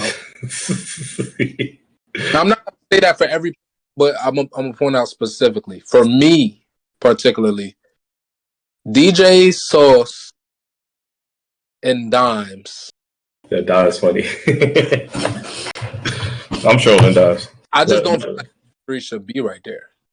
You said you don't think who should be a B? I don't think DJ Sauce and Dom should be in C. Damn, but we only got 6 spots. I ain't gonna lie, this pyramid too small, bro. bro, it's one of them things where like, if you don't restrict the amount of people in each spot, you gotta we'll literally have 6 A's. You gotta have some like 8 B's. You gotta have structure. Okay. It's a fucking pyramid. Okay, I'm gonna tell you where I see it. Right, this is just hypothetically speaking. I'm gonna tell you where I see it. Right, I see Guns being in tier A to make it 5. Then I see, depends on what you want to gauge this shit off of. I see DJ being in tier B to widen that margin. You could make a. Hold on, let me pull up these stats, bro. Hold on, bro. I gotta see something. I'm not mad. Hey, I'm actually not mad with moving DJ over either Sick or Jomar. Yeah, because I'm cool with putting DJ over Sick. I think we rated. I can live with DJ over Sick. I've been sitting here this entire time holding my tongue on the whole DJ one because I don't like from what I've seen from DJ. DJ's having a good fucking year. Yeah. And I'm cool with DJ over Sick. And now we're talking about it. I'm cool with Saucy over Jomar, damn near. That's what I was about to say. I would take DJ. I'm cool with Saucy. I'll take DJ up over Jomar, and then I'll move Saucy in. Then you could. That's it. I'll move Saucy over Jomar. I'll put DJ over Sick. DJ over Sick? DJ over Sick. I will swap DJ and Sick. I like DJ. It's up to you. Like I said, bro, I haven't watched a ton of Mavs games. When I do, it's a very okay. So that's my thing. We're talking just purely individually, right? Like watching these players play, like knowing how good these players are individually. Yeah. No, like team aspect. Nothing. We're talking about player for player, right? Bar for bar. Yeah, give me DJ and Sauce. Yes, sir. If we're talking about this year, give me DJ and Sauce. I'll take DJ over Sick. Over that defense? Again, we were just talking about earlier with Zay and Jerry. You wait, Versa, you brought up the fact that fucking Zay had Jerry as a center, like for luck. But the thing about Jerry, he's not going to put up a ton of crazy numbers. He's just like he's a really knowledgeable guy to have on the roster. He's a vet. Been in big playoff situations. I mean, I might be speaking for Verse, but like going off of talking with Jerry and watching him play on the stage against that Jazz series, he ain't gonna do nothing crazy. I mean, I don't think Sick is out there putting up stupid numbers. I could be wrong. But in terms of like individual tit for tat, Sick and DJ, I think DJ is just having a better season. Dude, I swear we hate the fucking Eastern Conference in this league, bro. We just literally moved 2. No, I know. No, I'm just going through it right now. I'm color coding it for everybody out there. I feel like it's more of an argument for DJ and Jomar. Sick is nice, but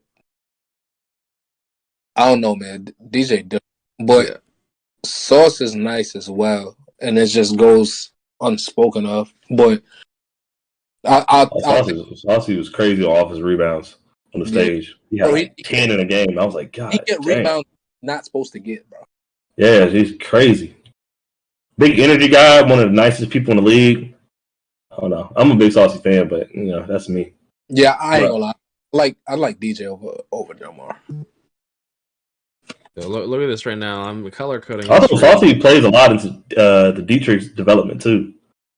Yeah. They were talking about it in person. How like Salty was like teach some tricks on how to rebound out the corner and all that shit, and like getting good box out position. And Dietrich wasn't a big time rebounder coming into the year, and he just gotten better.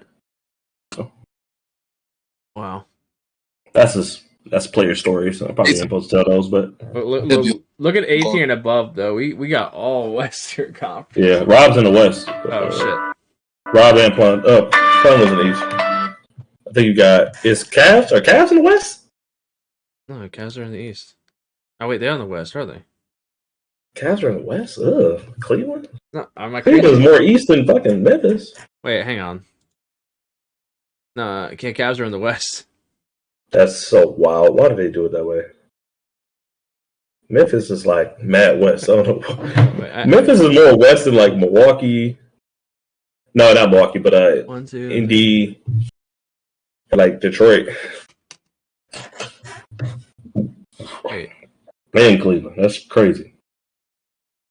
That boy BD was off the Molly making his conference. Wait, who am I messed up on here though? Then someone's messed up. Someone's in the wrong conference that I have on here. DJ Money's in the East. It's Joe Mar because the Pacers are in the fucking. Oh no, DJ Money's in the East. DJ Money's in the East. Oh, but then that makes it even less. My issue is West. Who are the people that are supposed to be in the West that I have wrong on here? I think you're good. No, I'm not, because it has to be 12 and 12. Because Plondo and Plondo is in the East now, so Dimes is in the West. So that's why. Are we missing the center from the West? Well, there's 24 people up here. 2, 4, 6, 8, 10, 12, 14, 16. Oh yeah, you just missed Dimes. 20, 22, 24. Wait, let me count it. 1, 2, 3, 4, 5, 6, 7, 8, 9, 10, 11, 12, 13. Fuck. 1, 2, 3. Day 5 is blue, bro. Oh fuck. Damn. Sorry, I was so heavy on the Western Conference up there. Jesus. 1, 2, 3, 4, 5, 6, 7, 8, 9. Gotta set you off one of the most. 4, 6, 8, and 12. Okay, I got it right now. Okay. I just need to get a picture of Mario, and then we'll move on. What list? Listen, chat. What list do you guys want to do next? You want to do power forward or shooting guard? Oh man, which list is more terrifying for us to do? Because once I get this picture of Mario, so I have to fucking find one because I don't know if I have one. I think I have one actually. I probably do have one. It's just I had to dig it up. Let's see. Let me see. Never mind, I'm back. No, I don't got one of Mario, but I got one of Raphael. Hey. That's good. I need a Haza Hurst appearance in Indy. Well, my season is complete. I ain't gonna lie, shooting guard might break Tedder. I ain't gonna lie to you. When we do shooting guard? Well, shooting guard's a tough one because it's like that's a position I feel like that's been the most productive this year. So it's like that's a position. I think shooting guard would actually be easier. I feel like shooting guard is going to be so much eye test oriented versus numbers. Like people are going to make a lot of arguments with numbers, but I feel like that's more going to be leaning towards what you're watching in game. That's true. I think shooting guard would be easier than we think it is. Chat, I'm gonna run a poll because no one's giving me a clear answer on this chat. Champ, this is our last one for the night, right? Or I mean, it's up to you guys if you guys want to do the last one. I would rather just finish it, but if you guys don't want to go much longer, that's cool. What list should do? I'm gonna ask you. Listen, we're gonna do a poll for a minute in the chat. Okay, power forward or shooting guard, whatever one it is. We're gonna do next. Okay. Whatever I see after a minute, we're doing. Okay. There's a poll in the chat right now. Please, what list do we want? Whatever. I don't even know if I did it right. What list should we do? I'm seeing. Why are there so many power forwards? Jesus Christ, guys.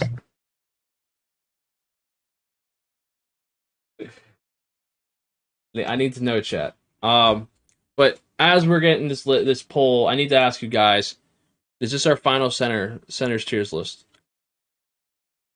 And then, we may have to revisit this at another day, but I feel like it looks good for the most part. yeah. The only. All right. So I like this list. I definitely like the fact that we moved Saucy up. I'm not for putting DJ over Sick. I'm sorry. I can't do that right now. Especially just because, like, I don't know, DJ is not. I don't know. Jerry's impact is a lot bigger, and it has led to winning this year because the Mavs defense is a big part of their winning compared to DJ, who again, DJ's trapped on an island. Okay, he's trapped on an island. He's drowning. He's in the gulag. He's in the gulag, whatever you want to call it. It's bad, man. Okay. DJ, you know, he'll be on that team next year. They'll get him a good guard, and then he'll have a really good year. That's Hornets are going to be good next year. Oh yeah, they'll I'd be surprised if they're bad 2 years in a row. I mean, they're in the Eastern Conference too, so that the East has yet to show me anything. I'm waiting for all. I think if a good Hornets team would be like a 5th seed in the West. I like that. Like if they go back to the way like they usually are, like if you drop that last year's team into this shit, they're 1 and 2 in the East and they're probably like 5th in the West. Yeah, I think they'll be good next year. All right, we're gonna do shooting guard, okay? Because someone used a lot of channel points to get shooting guard. All right. Well, since I got channel points for days. Yeah, someone's got channel points. Hold on, I'm about to fuck it up real quick. Hold on. He's gonna go hard on power forward. Yeah. Damn, 79. Oh yeah, you got it. Yeah, that motherfucker was like, I want this shooting guard list. Man, that had to be in Return to DJ or some shit. Hold on, let me see who in the chat. It will tell you at the end of it. That shit exposes that. It's so messed up, bro. It exposes who like gave all the channel points for that to happen. Yeah, I'm a mod. Can't just like put all my votes in for free. Nah. Oh shit, wrong. It was Gallo. Gallo was a fucking weirdo. That motherfucker was like, oh shit. He's like, I got exposed. That was a fucking weirdo, bro. 70 bits. I'm exposed. He's like, I'm exposed. Gallo got exposed. That's crazy, bro. Gallo's sitting here like, wait, that shit shows. Golly. All right. Well, we'll do this list. Let's try to make this a quick one, and maybe we'll do the other one. I don't know. We'll see. Hate to see it. Boy had the bit leader pop up. He thought he was safe. That shit. Hate to see it. All right. Shooting guard. All right, boys. Bro, the champion. You drunk, bro? Like, I can't type right now, bro. God damn. All right. Let's get all the shooting guards off of the Western Conference first. The new phrase is combo guard. Combo guard. Should I just name the combo? Yay, not original. Yay, not original. Ooh.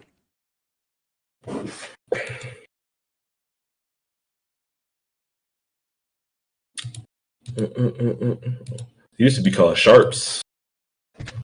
And the evolution. Oh, they Sharps no more. I don't even know what they're called these days. What do the kids call them these days? Combo, secondary ball handlers. Secondary ball handlers. That's crazy, man. All right. Get EG. Yo, he's got the bro. I saw the stash pick, bro. I was like, I don't know. He's been growing on his little stash more, bro. That shit just be making me laugh every time, bro. Bro, funny. He should be on Breaking Bad. All right, unguardable. Where do we got him? Like a versus in the trenches right now. I'm here. This is tough. Now you pulling all these guards up. I'm like, oh shit. Yeah, I just put unguardable out there. I already know that one's like a. Ooh. We're starting off hot with it. We're not. Now I'm looking at this. This is actually gonna be hard. I want to say A for unguardable, but like looking at like four, if you had to look at the four people I think are going to be in A, I think he falls short and he's at B. What do you think, Versa? I think he's B. Yeah. There's just not enough bodies to put. I mean, dude, he's been carrying the workload so much there for the He really Blazers, has, man. So that clip from their show have you fucking dying. This great. He had the fucking the hoodie over his eyes. Yep. He's like, man, with his ass.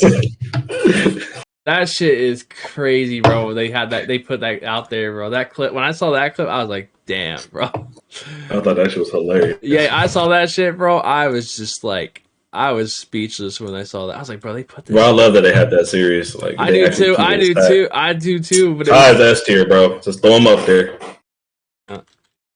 Just throw that fucker up there while you doing it. All right, guys on the S tier. Okay. Up next, we'll do Johnny Red. Johnny has been a good year. I think he's solid. I think he's kind of quiet. I think nobody's really talking about him. I want to put him in B for now. B tier for what about you, Versa? What do you think? I'm not gonna lie, that one has me like very undecided. Are you rattled? No, I'm kidding. No, I am actually rattled. I'm literally the two guys is actually harder. I wish JT was here, bro. JT would be like, dude. JT ain't got no heart for guards, bro. JT is so fucking ruthless with it, bro. When I tell you, like, Versa, no, I'm not gonna he was lie. Like beef, a boy. That shit was crazy. I'm not gonna lie. I've only seen Johnny have like maybe 2, maybe 3 good games. I think he's C tier right now. I'm been playing solid all year. I'm with. Like I said, it's quiet. No one talks about it. I think Cooks and Johnny's backcourt has not been bad. For what he's supposed to be doing, no. You think he should be putting up unguardable numbers? But yeah. Do you remember? What? We gotta remember what pick. I think Johnny's averaging more than unguardable. Johnny is supposed to be one of the best shooting guards in the league, being a top pick like he was. Yeah, that's my. Like, and again, I hate it because we talked about this. Chad, am I tripping? I think Johnny's hooping. I think he's quiet. I just think no one talks about it. That's my thing.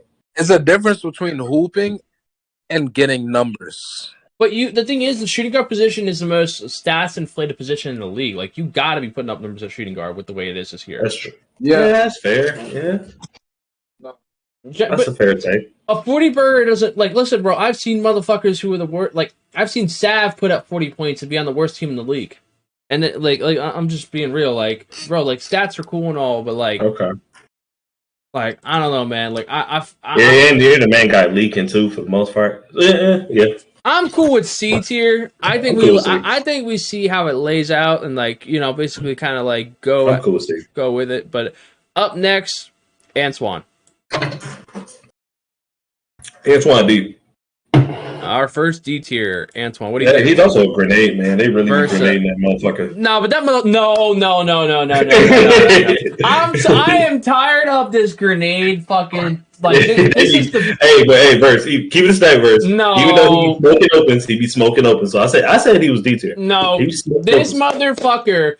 They'll be grenade that Verse. Come on, they'll be grenading that boy.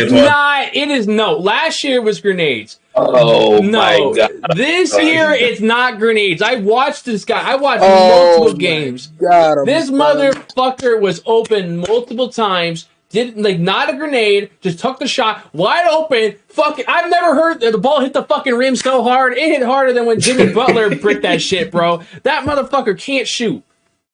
He is D tier. He is. Jerris, what you think? They'll be grenading that man, Verse. They grenade him, but he also don't green when he get. Bro, Antoine behind 630.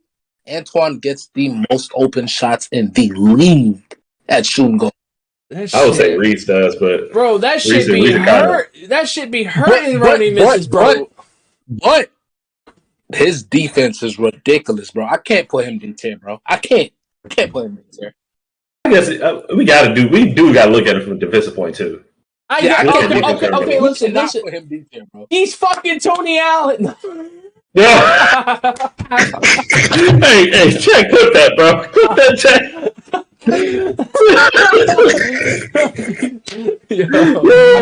can't put him D tier, bro. That's actually nuts. Antoine is, bro. They be grenading that boy, bro. Honestly, but has he got a new tube? He's a grenade launcher. I was going off of strictly offense. That's the only reason I said he was D. That's just crazy, bro. You say Tony Allen? That's crazy. All right, listen. You put him at Verse. You put him in C. Yeah, and that's a tough C. That's a tough C too. That's the funny shit. That's a tough C. Because I'll tell you this: if Antoine Green shots, he's A. If Green shots, he's a B, bro. He's probably but Antoine Green shots, he'd be a demon, bro. That team. No, if Antoine Green shots, he's A tier, bro. His defense is ridiculous. His defense is. I wouldn't even think about defense, honestly. I was just like thinking about the way this motherfucker breaks every shot, and then they're grenading the fuck out of his ass too. Listen, you heard the comparison that I gave him. Okay, I don't need to repeat it. So I hope the chat clip that. You getting exposed for that one, champ. I ain't gonna lie. That's terrible. So it's crazy, bro. I can't lie. Listen. I gotta give it to him, man. He's a good defender. But that motherfucker can't hit. Listen, I might be able to hit more shots than him. He said, I can hit those shots. That's crazy. Champion picked up the game in 5 years. I still could. Listen, man, I'm not a good shooter. I feel like at this point I could hit more shots than Antoine. God damn. All right. I'm here this tomorrow, I guess. Up next. Pocket Rocket. Jaden, whatever the fuck we're gonna call him.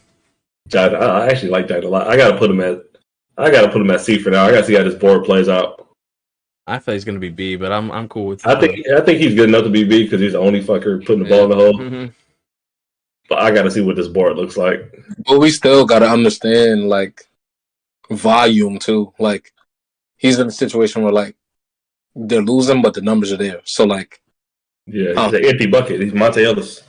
Yeah, like, and there's no knock to him. He's crazy talented, but it's like we gotta have some type of median, if that makes sense. Mm-hmm. Okay, up next is Jen. Damn, A tier. That's the only Dex man left. Get buckets. Hey, I gotta put Jen at A, bro. That motherfucker hits the unhittable. Green's the ungreenable, bro. He's the crackiest shooter. Where do you got him, Bertha? Can you put him on the line between A and B? Bro, that motherfucker is a crack shooter. I don't, because you got. You still got Reese. You still got. What else we got left? It's gonna get adjusted. But dog, hey, yo, Demon, what the freak are you writing in my chat, bro? What are you talking about? What the hell, Demon? Hey, oh my god. No promo. Yeah. Follow was in the corner. That's crazy, bro. That's crazy. Oh, he said, DJ. I was thinking other DJ. Oh my god. Yo, what the fuck? Yo, what are we rating? Hey, is he capping? I don't know. Let's follow. Is he capping? Sweet or salty? Follow. No. Anyway. Oh yeah, you're no. Anyway. EG. Where do we got him? D. Immediately. Damn. We didn't even hesitate. You motherfuckers didn't even hesitate on that shit. Expeditiously. What about symptoms? C. I like symptoms. Again, quiet ass team, bro. I don't know enough to really put him in D. I'm gonna just take Versus word for this. I don't hate C for him. I honestly was ready to put him in D, but he's up and down. That's the thing that hurts him. I'm not gonna lie to you. If listen, you know how like if we're gonna pick who's gonna drop first, like out of C, if pursuing people in C, I'm picking Symptoms to go down first. I'm not gonna lie to you. Ty. He been hooping since he went to SAC. It hurts me, but he's not playing to where he could be. With what's around him, he could be playing a lot better. That's what I'll say. He's been on two teams that he should have been like. He looks way better in Sacktown though. Yeah, he looks way better in Sacktown. As a shooting guard, I'll put him at C. Yeah, if we talking about just strictly, I mean, as shooting guard, I'm putting Ty at C. We're talking about him as a player. He played defense too. Like it's not like he has a large sample size. Like he's not a high usage player. So like, can we skip Ty? Let's skip Ty and come back to Ty. I'd say put him at C for now. I'm putting him in D. But goddamn, champ. I think he's C. I will probably put him in C, but I'm just keeping him down there for now. Reed. Reezy. He plays so well on the stage. B tier. He been hooping with the Pacers. I'll put him in B. B tier. Where are you putting him? In B. Okay, B. Sorry. Bravo. B as in Bubba. Killy. 5v5 Killy? Yeah, 5v5 Killy. I'll put him in C. C. Damn. Killy be fighting too, bro. Fighting for his fucking life. Fighting for his fucking life. He came with a goddamn green. I can put him in C. What about Reach the Champ? A tier. Reach the Champ. That would damn near be my S if it wasn't for Kaya. You know who's gonna go in A that people are gonna be like, hey, what? He's an A? Who, 630? No. Don't tell me. You got two more tries. Malik? No. Don't tell me. All right, up next. Oh, DJ? Nope. Up next is going to be 6. May not be no fucking B Rich. He's going to put Beast Move. That's not. It's Beast Move? funny because it's none of them. You said who? It's none of them. It's none of those.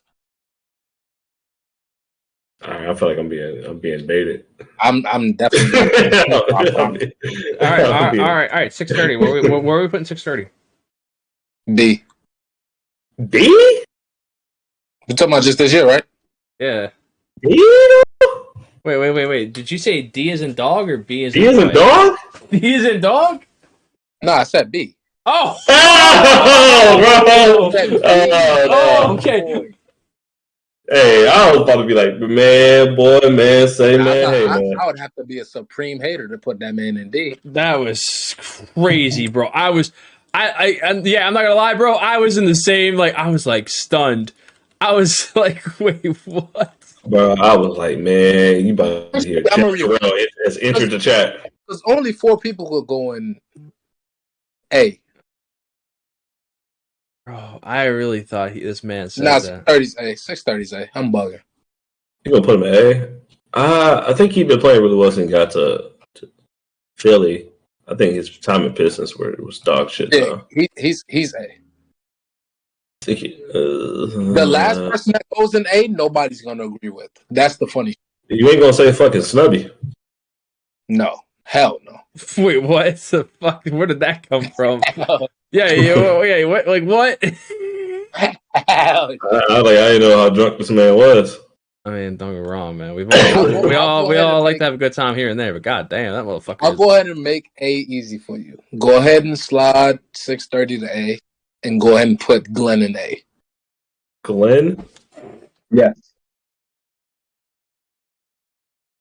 Oh no. We're talking about individually. I'm not saying Glenn's having a bad year. I was gonna put Glenn in B, and he was like a strong B to me. Wait a minute. I was gonna put whoa. Time out. DJ, I was gonna put DJ. Where the fuck do you have DJ if 630 is A? Where the fuck is DJ? DJ is B. You say Glenn have a better year than DJ? Glenn has been hooping, bro. Just losing. No, why you haven't moved 630 up, bro? What are you doing, champ? He still got him in D. He's trolling, bro. I'm keeping it there. Listen, I'm keeping it there just because some motherfucker's gonna come in here and be like, "What the fuck?" Nah, I'm not gonna lie. If somebody posts this on Twitter, you probably jump to like 200 viewers right now. Maybe. It's a verse said it. Somebody got a clip. Yeah, somebody probably do got a clip right now. Yo, someone do me a favor. Someone on the stream screenshot this and just post it and be like, "Yo, these boys are crazy." Someone do me that favor. Let me back out the Discord first. Yeah, let me back out real quick. yo, someone write something like, "Yo, these really be the analysts around the 2K League, man." Oh man. Oh man. That should be crazy. No, anyway. Okay, so Snubby. Where's Snubby? D. Shit. E. Snubby is F. Okay. J Money. Damn. C. I think he's fucking D, but I think J Money's D too. I think that motherfucker sucked. God damn.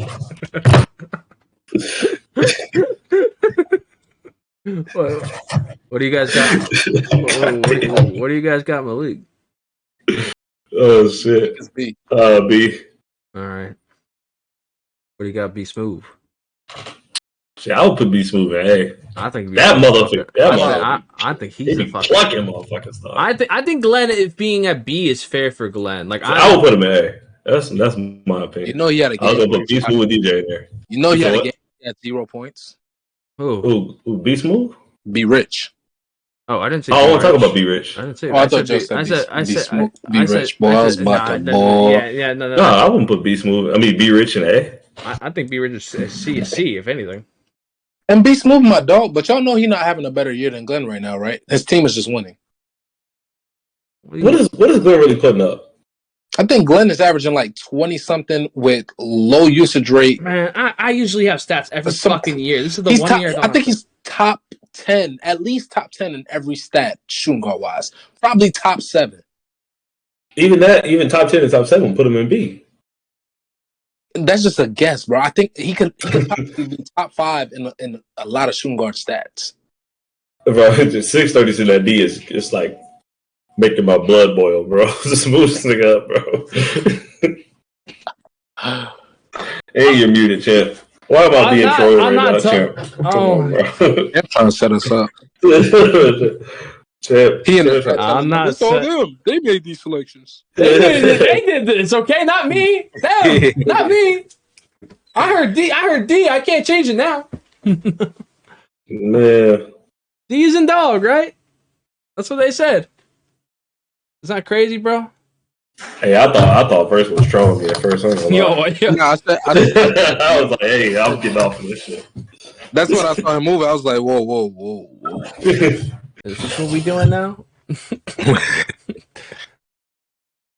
Up next is gonna be Witness. Witness is a.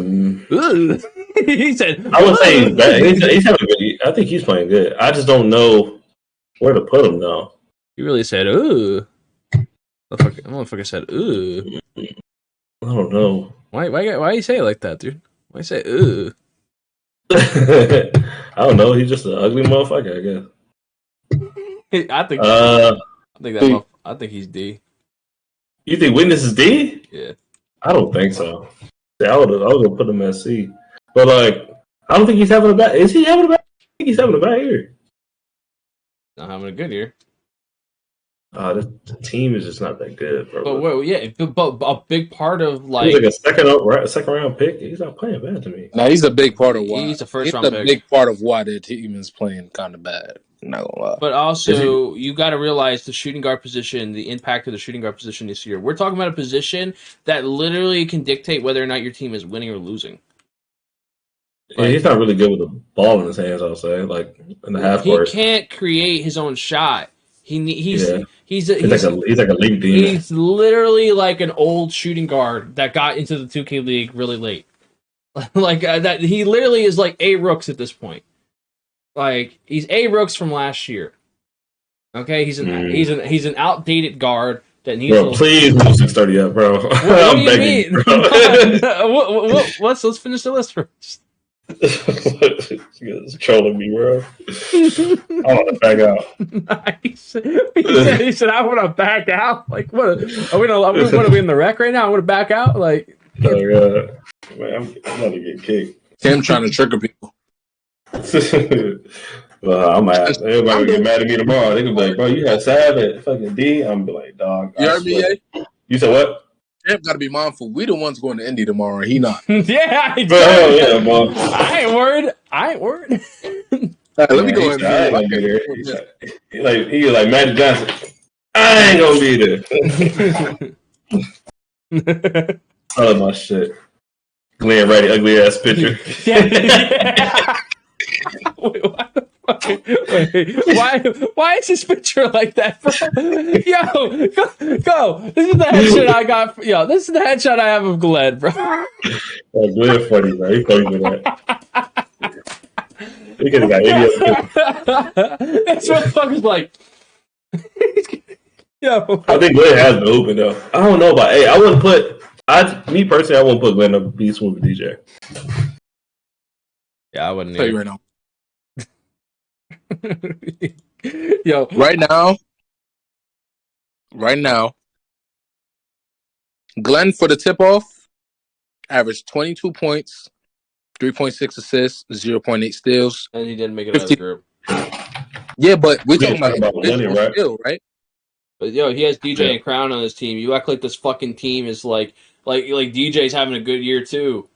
Like it's not like let's not act like the Hornets team is like all been shitting it up. Like Crown and DJ have been doing their thing. Like, you know what I mean? Like, yeah, don't get me wrong. Like the PG play hasn't been good, but like Glenn has to do something to help this team win.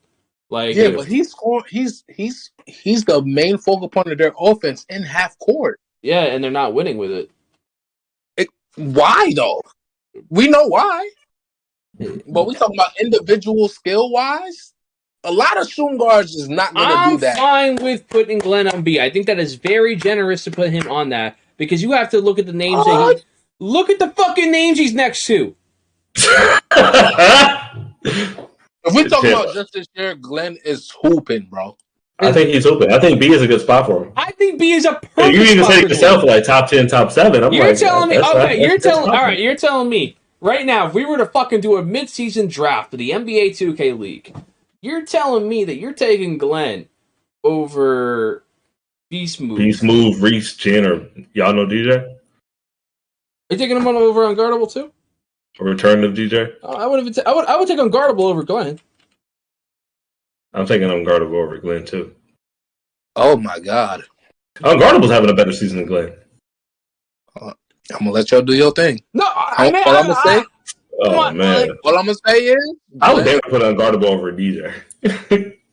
All I'm saying is Glenn is A tier. That's all I'm saying. Generous is crazy though. Glenn is right about that. Generous is crazy. So he's generous at B. That's nuts. Bro, he's averaging 22 points. Listen, it's fair to put him at B tier. I think B tier is literally the perfect fucking tier. First, real quick. How much is Johnny Red averaging? Wait. This is all I'm saying. He's efficient with his usage rate and being a guard down. That is ham, bro. That is ham. Real quick, Greg. How much is Johnny Red averaging? I bet he got to be more than 22. That's what I'm saying. That is ham, bro. If you put Glenn, and this, I'm not trying to like do nothing crazy. If you put Glenn in a Bucks uniform and you put Johnny Red in a Hornets uniform, that team is different. That Bucks team is different, and it's no not to Johnny Red. Glenn is ham, bro. Glenn is no. Listen, I'm gonna give it to Glenn. Glenn is doing a lot. I think Glenn is like even though you say that verse, it's still our chart is still correct then. Because we were saying Glenn is having a better year than Johnny Red. Yeah, like Johnny Red's not the one to compare it to. Put Glenn on the fucking Blazers. What's the difference? He kept saying 22 points. That's all I was asking him. How many points? Like what's the point? Like you before you put Glenn in the A, how do you put him over unguardable? Glenn, I said I will put unguardable up before I put like Glenn up. unguardable is an overall better player than Glenn. Yeah, he's not a better. Unguardable is a better playmaker. I think Glenn is probably better on the defensive side. Unguardable is just a dog. I don't know. No, Glenn is the better player in B right now out of everybody in there. That's arguable. I would say unguardable. Defensively, You don't got a Malik picture, bro? I do. I'm working on. He's so goddamn black. That is his picture. You said what? What the? Yo, Jay. Yeah. I'm gonna see these motherfuckers tomorrow. It's fine. Yeah. I'm getting Malik's picture. I can't believe it. Oh, better defensively? Yeah, I'll say he's better defensively. I mean, overall, I would take. I find what if you said choose one, I got the whatever pick in the draft. Listen, I'm about to kill you with the whole Glenn conversation because Unguardable has a tougher schedule and he's beating better. He's having better games against better teams than Glenn, who's playing in the fucking Eastern Conference. Boom! End of discussion, Versa. End of discussion. Bro, please get 630 out of the D tier, bro. I mean, one is playing in a tougher conference, and one has been playing this entire season without a point guard. I mean, who the fuck is the point guard of Blazer 5 Gaming? Bucket has been playing better than what? Never mind. I don't want to. Bucket's having a better year. No, Bucket's statistically having one of the worst years in the league. I know that for a fact because I've had this conversation. Bucket's having a horrible year. I thought Buckets had a better year to tell you. I mean, don't get me wrong. It's a battle who can be more shit. But let's be real. They're both playing like ass. Oh no, man. Oh no. Dude, I guess it's just perspective. I don't know. I don't know. Are you putting Glenn over Malik? Ooh, that's a good question, champ. It's arguable. Ooh, let's talk about it, Verse. You putting Glenn over Malik? I'm taking Glenn over Malik because he plays offense and defense. I feel like Glenn is a better defense. You're going off the points and ball usage. That's like your two definitive. I think Glenn. I need to ask you a question. In the clutch, right? In a clutch situation, I don't think clutch applies. I think you still take Malik. No, but I'm asking, in a situation, you got it's a $1 million shot. You need this motherfucker to score the ball. Okay, nothing else matters. No one's open, right? No one can get open. It comes down to Glenn versus fucking Malik. Who the hell are you giving the ball to? Y'all gonna laugh. I think you're looking at the loudness. I'm looking at the IQ of getting open. I'm taking Glenn. That's just me. I don't know, fam. I think we thinking about when we hear this conversation. I think you're thinking about Miami Heat Glenn at point guard. No, we're not even looking at that, Glenn. Bro, we were talking about Glenn. I ain't gonna get into it. He's in the chat. But I'm talking about looking at him this year. I think he's B is a good fit for him. But you're talking about the guys in B with him. I wouldn't put him over Malik. I wouldn't put him over Unguardable. Man, this is a damn near. I don't know if I can put him over Reezy. That's tough. Why Glenn over Reed? Reed over. I was like, I don't know if I can put him. I can see the argument with there. I can kind of go back and forth with that. Glenn, any given game, one is better than the other for sure. I think Glenn has had a fantastic year. Malik and Unguardable. Yeah, Glenn's having a good year, and DJ's having a good year. Man, I don't think Crown's playing bad either. This is why motherfuckers. None of them are having a good. I like the point guard. Are kind of suffering though. This is why motherfuckers wanted me to retire my streams. Yeah, it's been 50 a year for 2 hours. Yep. They missed me. They missed me. Ain't nobody else gonna drop their nuts. All right. So up next is going to be Kenny Got Work. I'm gonna hear what Verse has to say about this. I know what I'm thinking. I just want to see where you guys are at. I'm not gonna lie on that. I wanna hear really do. Verse. I really like. I don't like going first because I feel like. Could I throw this out there though? They ain't gonna be there tomorrow. You fine. You can say what you want. Why his number up there? Why his picture up there? You just put his picture up there. I just want to remind everybody that DJ number 52, 52nd pick. I just want everybody. His last pick of the draft, right? Mm-hmm. That's irrelevant. Yeah.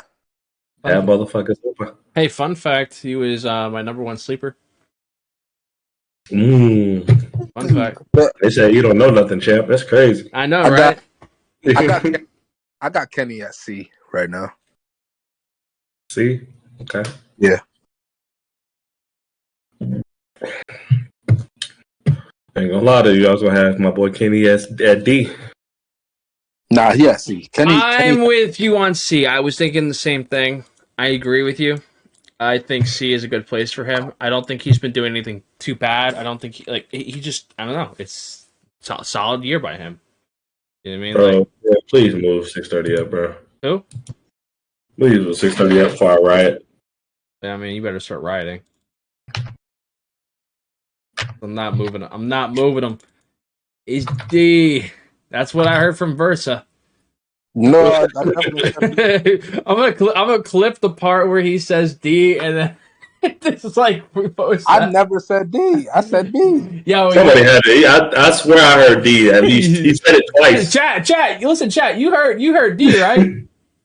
I heard D, and I was like, D? He was like, D. You know, I was like, D is a dog? I was like, no, D. Blocked everybody on Twitter, I promise. I was like, yo, hey, no way. He said D. I swear, bro. I swear he said E.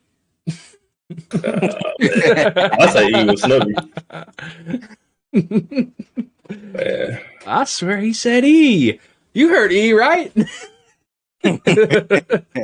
I swear. No. Anyway, Faiz. That's actually an interesting one. I'm actually really interested to see where you guys put him. This is a tough one, bro. He was so good, and then they figured his ass out. So I'm putting C. Yeah, I'm C all the way with that because he was at like that B tier, and then his ass just got like put in a box. They literally like packaged him and sent him out, bro. Like they literally like they FedExed him, bro. Like overnight shipping. It's like he went from fucking Cyclops to Nightcrawler, bro. What the God damn, bro! You said that nigga went from Broly to Krillin. That's what happened, bro. The crazy thing is, Doc is a he went from Goku to Yamcha. That's crazy. That's what happened, bro. But I will say this though, I gotta be honest. Like they keyed in on him, and there was no pressure relieved off of him in that backcourt. That's crazy. With either PG. That's just crazy, bro. Yeah, you think the Nets should have made a move for Bash instead of for, sending off their. Okay, what am I trying to say? Or sending off a guy to kind of partner with Doc, other than like getting a King Hot, or do you think they should have just kept Tate? I feel like they could have built more with Tate, but I think he had said something along the lines like he felt like he didn't belong there. Like some. Oh, he said D Clutch, you got a clip? Yo, send some idea Clutch. Send some idea Clutch. Clutch and block, and I'm deleting the number. No, he did. He said D, right? D. He said D. Yeah, he said D. Yo. Wait. Send the clip to me in my DMs. I'll play it on stream. We'll rewatch it. I stopped being a player to escape narratives, and I'm getting narratives. Propaganda. Send it to my DMs. I got trapped again. If you got a clip, send that shit to my DMs. I got to hear this on stream. He said that shit twice. So I was like, D? D? He said D. I was like, D. Good D. Put some B's on that bitch. It be your own people. That's good. Be your own. It be your own, man. It's crazy out here. Let me see if he That DM'd shit is it. nuts. I don't think he sent it yet. Yeah, bro. Is that all of them? Oh, we missed Trey. Yeah, we got to trade us. I need the DM, bro. Send it to Champ2K. I need that DM of the clip. If you got the clip, I need the clip. So we got 2 more people to play in B. We're struggling to put some people up higher. See, I was gonna say, I said Johnny Red should be B. Who we moving up? And then 630, once you move his ass up. I think Trey's going to be in the B, in my opinion. I think Trey's You been pretty putting Trey in B? Yeah. I think Trey's been pretty good. I've really been watching too much. I think we got to move up Jaden. That's actually who we need to move up. Or Jaden, whatever you want to call Putting it. up Jaden over Johnny Red? I mean, we can move up. You know, I don't know. I think Johnny Red's having a better year than you're giving him credit for. I guess. I think he's not like your. Why don't we just move them both up? We can move those two up and then move Trey. If Trey Bro, is put 630 up, bro. Just move 630 up to B, bro. Why you keep trolling me? yeah, you kind of messing up the balance, champ. This is bad, bro. All right, listen. No screenshot time. I'm out of here. Here you go. Here you go. He's in the B tier now, guys. I thought I heard D. I'm sorry. You heard pitchforks clanking against the fence outside. So I guess I can move Johnny. But See, I will say Johnny. That's my vote. I'm about to do a poll in the chat for this one because I don't know. I'm between. What are you gonna say, Johnny or Trey? Johnny, Trey, and Jaden, bro. I think Jaden's pretty good. Honestly, bro. I think Johnny's good where he's at, or Jaden's good where he's at. So I just want to point this out to y'all, right? And Beast Move, my dog. Y'all know Beast Move is averaging 14 points, right? Mm-hmm. 14 points. What are you looking at? 2K League website? Yeah, overall, yeah. NBA 2K League website has been updated. Yeah, that definitely don't sound right. Hang on. Because I just watched the motherfucker Spark multiple games in a row. There's no way it's just 14 unless, like, it was getting 0 points in games. Hang on. I'm not mad at moving him down, but if we move him down, I think we move him Cardinal This up. move is averaging. I mean, this is old. This was like after tip off, but he got 16 a game. So I don't know unless he should drop that much. Like, You say Eddie Henry scored 0 points. Oh, you said B Rich. oh, B Rich or are you saying B Smooth? B Smooth. You say at 14. He said B Rich he had a game where he scored 0 points. Yeah, B Smooth. Hang on. I would let he scores the ball in Washington, bro. I don't know if that. The score is awkward, ain't it? In Washington, I feel like it's Nudini too, and fucking Dayfry. They gotta be. I think I want to say the leading score is awkward. I think awkward averages like 14 or some shit. Yeah. I don't have updated stats, so it's like I don't have like. It might be Dayfry too. I think Dayfry. I think he averages. I feel like Nudini's got to be scoring a lot because they're. Nudini's ain't putting up like averaging no fucking 15, 14, 15 Oh, never game. mind. He's got 8. Yeah, he's a power forward. But they also don't score that many points. They also don't score that many points in the game. They're all low in scoring. Yeah, I think they don't even score 60 a game. It's crazy, bro. That's crazy. B Rich had 0 one game. Yeah, but we know who B Rich is, bro. Like B Rich 0 is me. I don't care who it is. But Unacceptable. Listen, That's a 2-time champ, bro. He scored 0. He scored fucking 0. Unacceptable, yeah. That nigga. Bro, you gotta understand, like, and they're winning games too. Him scoring that. let me say this, okay? They will live with B Rich scoring 0 points if they're winning. They don't give a fuck. They'll keep bringing his ass back.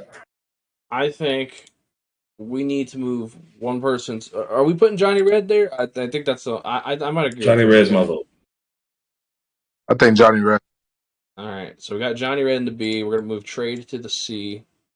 We're gonna move 630. We're gonna move 630 to the D. Huh? Yeah. Oh wait! Whoa! Oh,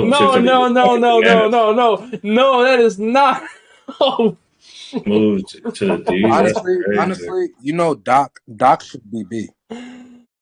Doc should be B. I don't. He should be B, but he started playing like. He started playing like a C. But he's playing. He has played better than everybody in C. Played better than everybody in C. But that's not the. But who's he played better than in B though? Johnny Red. I don't know. He hasn't. Yeah. Not as of late. Johnny has had more consistency compared to Fayez. Johnny's been more consistent. We give him credit for it. The motherfucker just don't talk. Listen, Johnny had one really bad game, and I think that's kind of what sticks out to me. Is I remember there was a game where he just was so. The biggest thing we was talking about this last time. We was on here with JT. Yeah, Johnny was having a tough season. He was actually been hooping this whole time. I think I think Cooks is a little more ball dominant. I think Johnny's. We know Johnny always been effective off the break, so he capitalizes a lot on the break. But like, he's not doing a whole lot in the half court. He's having a good year. The team is they're in Indy, so they're in Indy. Snubby, little Dicky. Yo, what? Little Dicky, aka Snubby. I'm dead. I was gonna say he looked like Little Dicky. Oh, Little Dicky. Let's see how many Eastern Conference. Yo, look at all these Eastern Conference people at the bottom, man. It's crazy. We hate the Eastern Conference, don't we, guys? I know. You had 6:30 down there for like 20 minutes, bro. Yeah, I mean you got two Eastern Conference A's. Yeah, but I'm just saying, like every time we do a list, it's always like really heavy with the amount of people who are like on the Eastern Conference on the bottom. Yeah, like they're always like. When you go to lower tier, you should expect to see like Eastern Conference people. It's just the bottom three teams in the East are just so hot take. Bad. Do you feel like a lot next year with next year's guard class? Say that again. Sorry. Yeah, you were breaking up. With all this poor performances, people underperforming, do you feel like there's a big change in regards to guards class next year, which could potentially be in a draft pool? It just depends on who gets in and all. We gotta listen after this past year. We got to get to the fucking like the draft before we even know, because it's like we lost so many freaking guards. Like we like before like what's his name from Colts old Pro Am team, the shooting guard. Bam. Like Bam. I wonder how Bam would have been. You know what I mean? Like there's like we had Greens, we had all these people who were like we missed out on this year, and it's kind of like I don't know, man. Until I get to the draft and I see the board in front of me and I know who's actually in the draft, like I can't really say that, because it's like I don't know, man. Again, if I see like the draft pool and I see a bunch of guards, like if I'm gonna like give you like my projections, yeah, like we could see a big overturn. But at the same time, like we could see a lot of people just bring certain people back. Like let's be real, it's not like I look at most of these lower tier guards. Who do I not see in the league next year? I mean, I don't know about EG. EG's in a tough position, so I don't think I see him. Ty is going to be unretained, so he'll be in that, like, he'll have to try to work his way back in pre-draft. Snubby's out. Snubby's off the fucking Magic. I don't know if Snubby will be out of the league. Actually, J Money might, because the Grizz are super loyal, so I don't know what they're going to do. No, what are they going to do retainment-wise? They're going to keep Spartan authentic, Spartan authentic, and authentic, and probably maybe BP. I don't know. That's up for debate, but like I said, again, bro, Lang is a very loyal guy, bro. He'll keep his guy. Lang's a loyal guy. Like if Lang was in New York, our fucking whole team would still be there somehow. the whole next game. The season 1 chance was like it'll at least be 2 or 3 of us there still. Crazy, man! Not a single motherfucker from that team is in the league. Yeah, I said, thank you for your services. Get the fuck up out of here.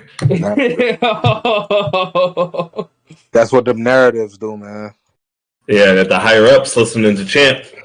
Got kicked out the league. Yo! No, don't be writing that. Motherfucker's gonna be thinking I'm getting them out of the league and shit. You heard it here first, boys.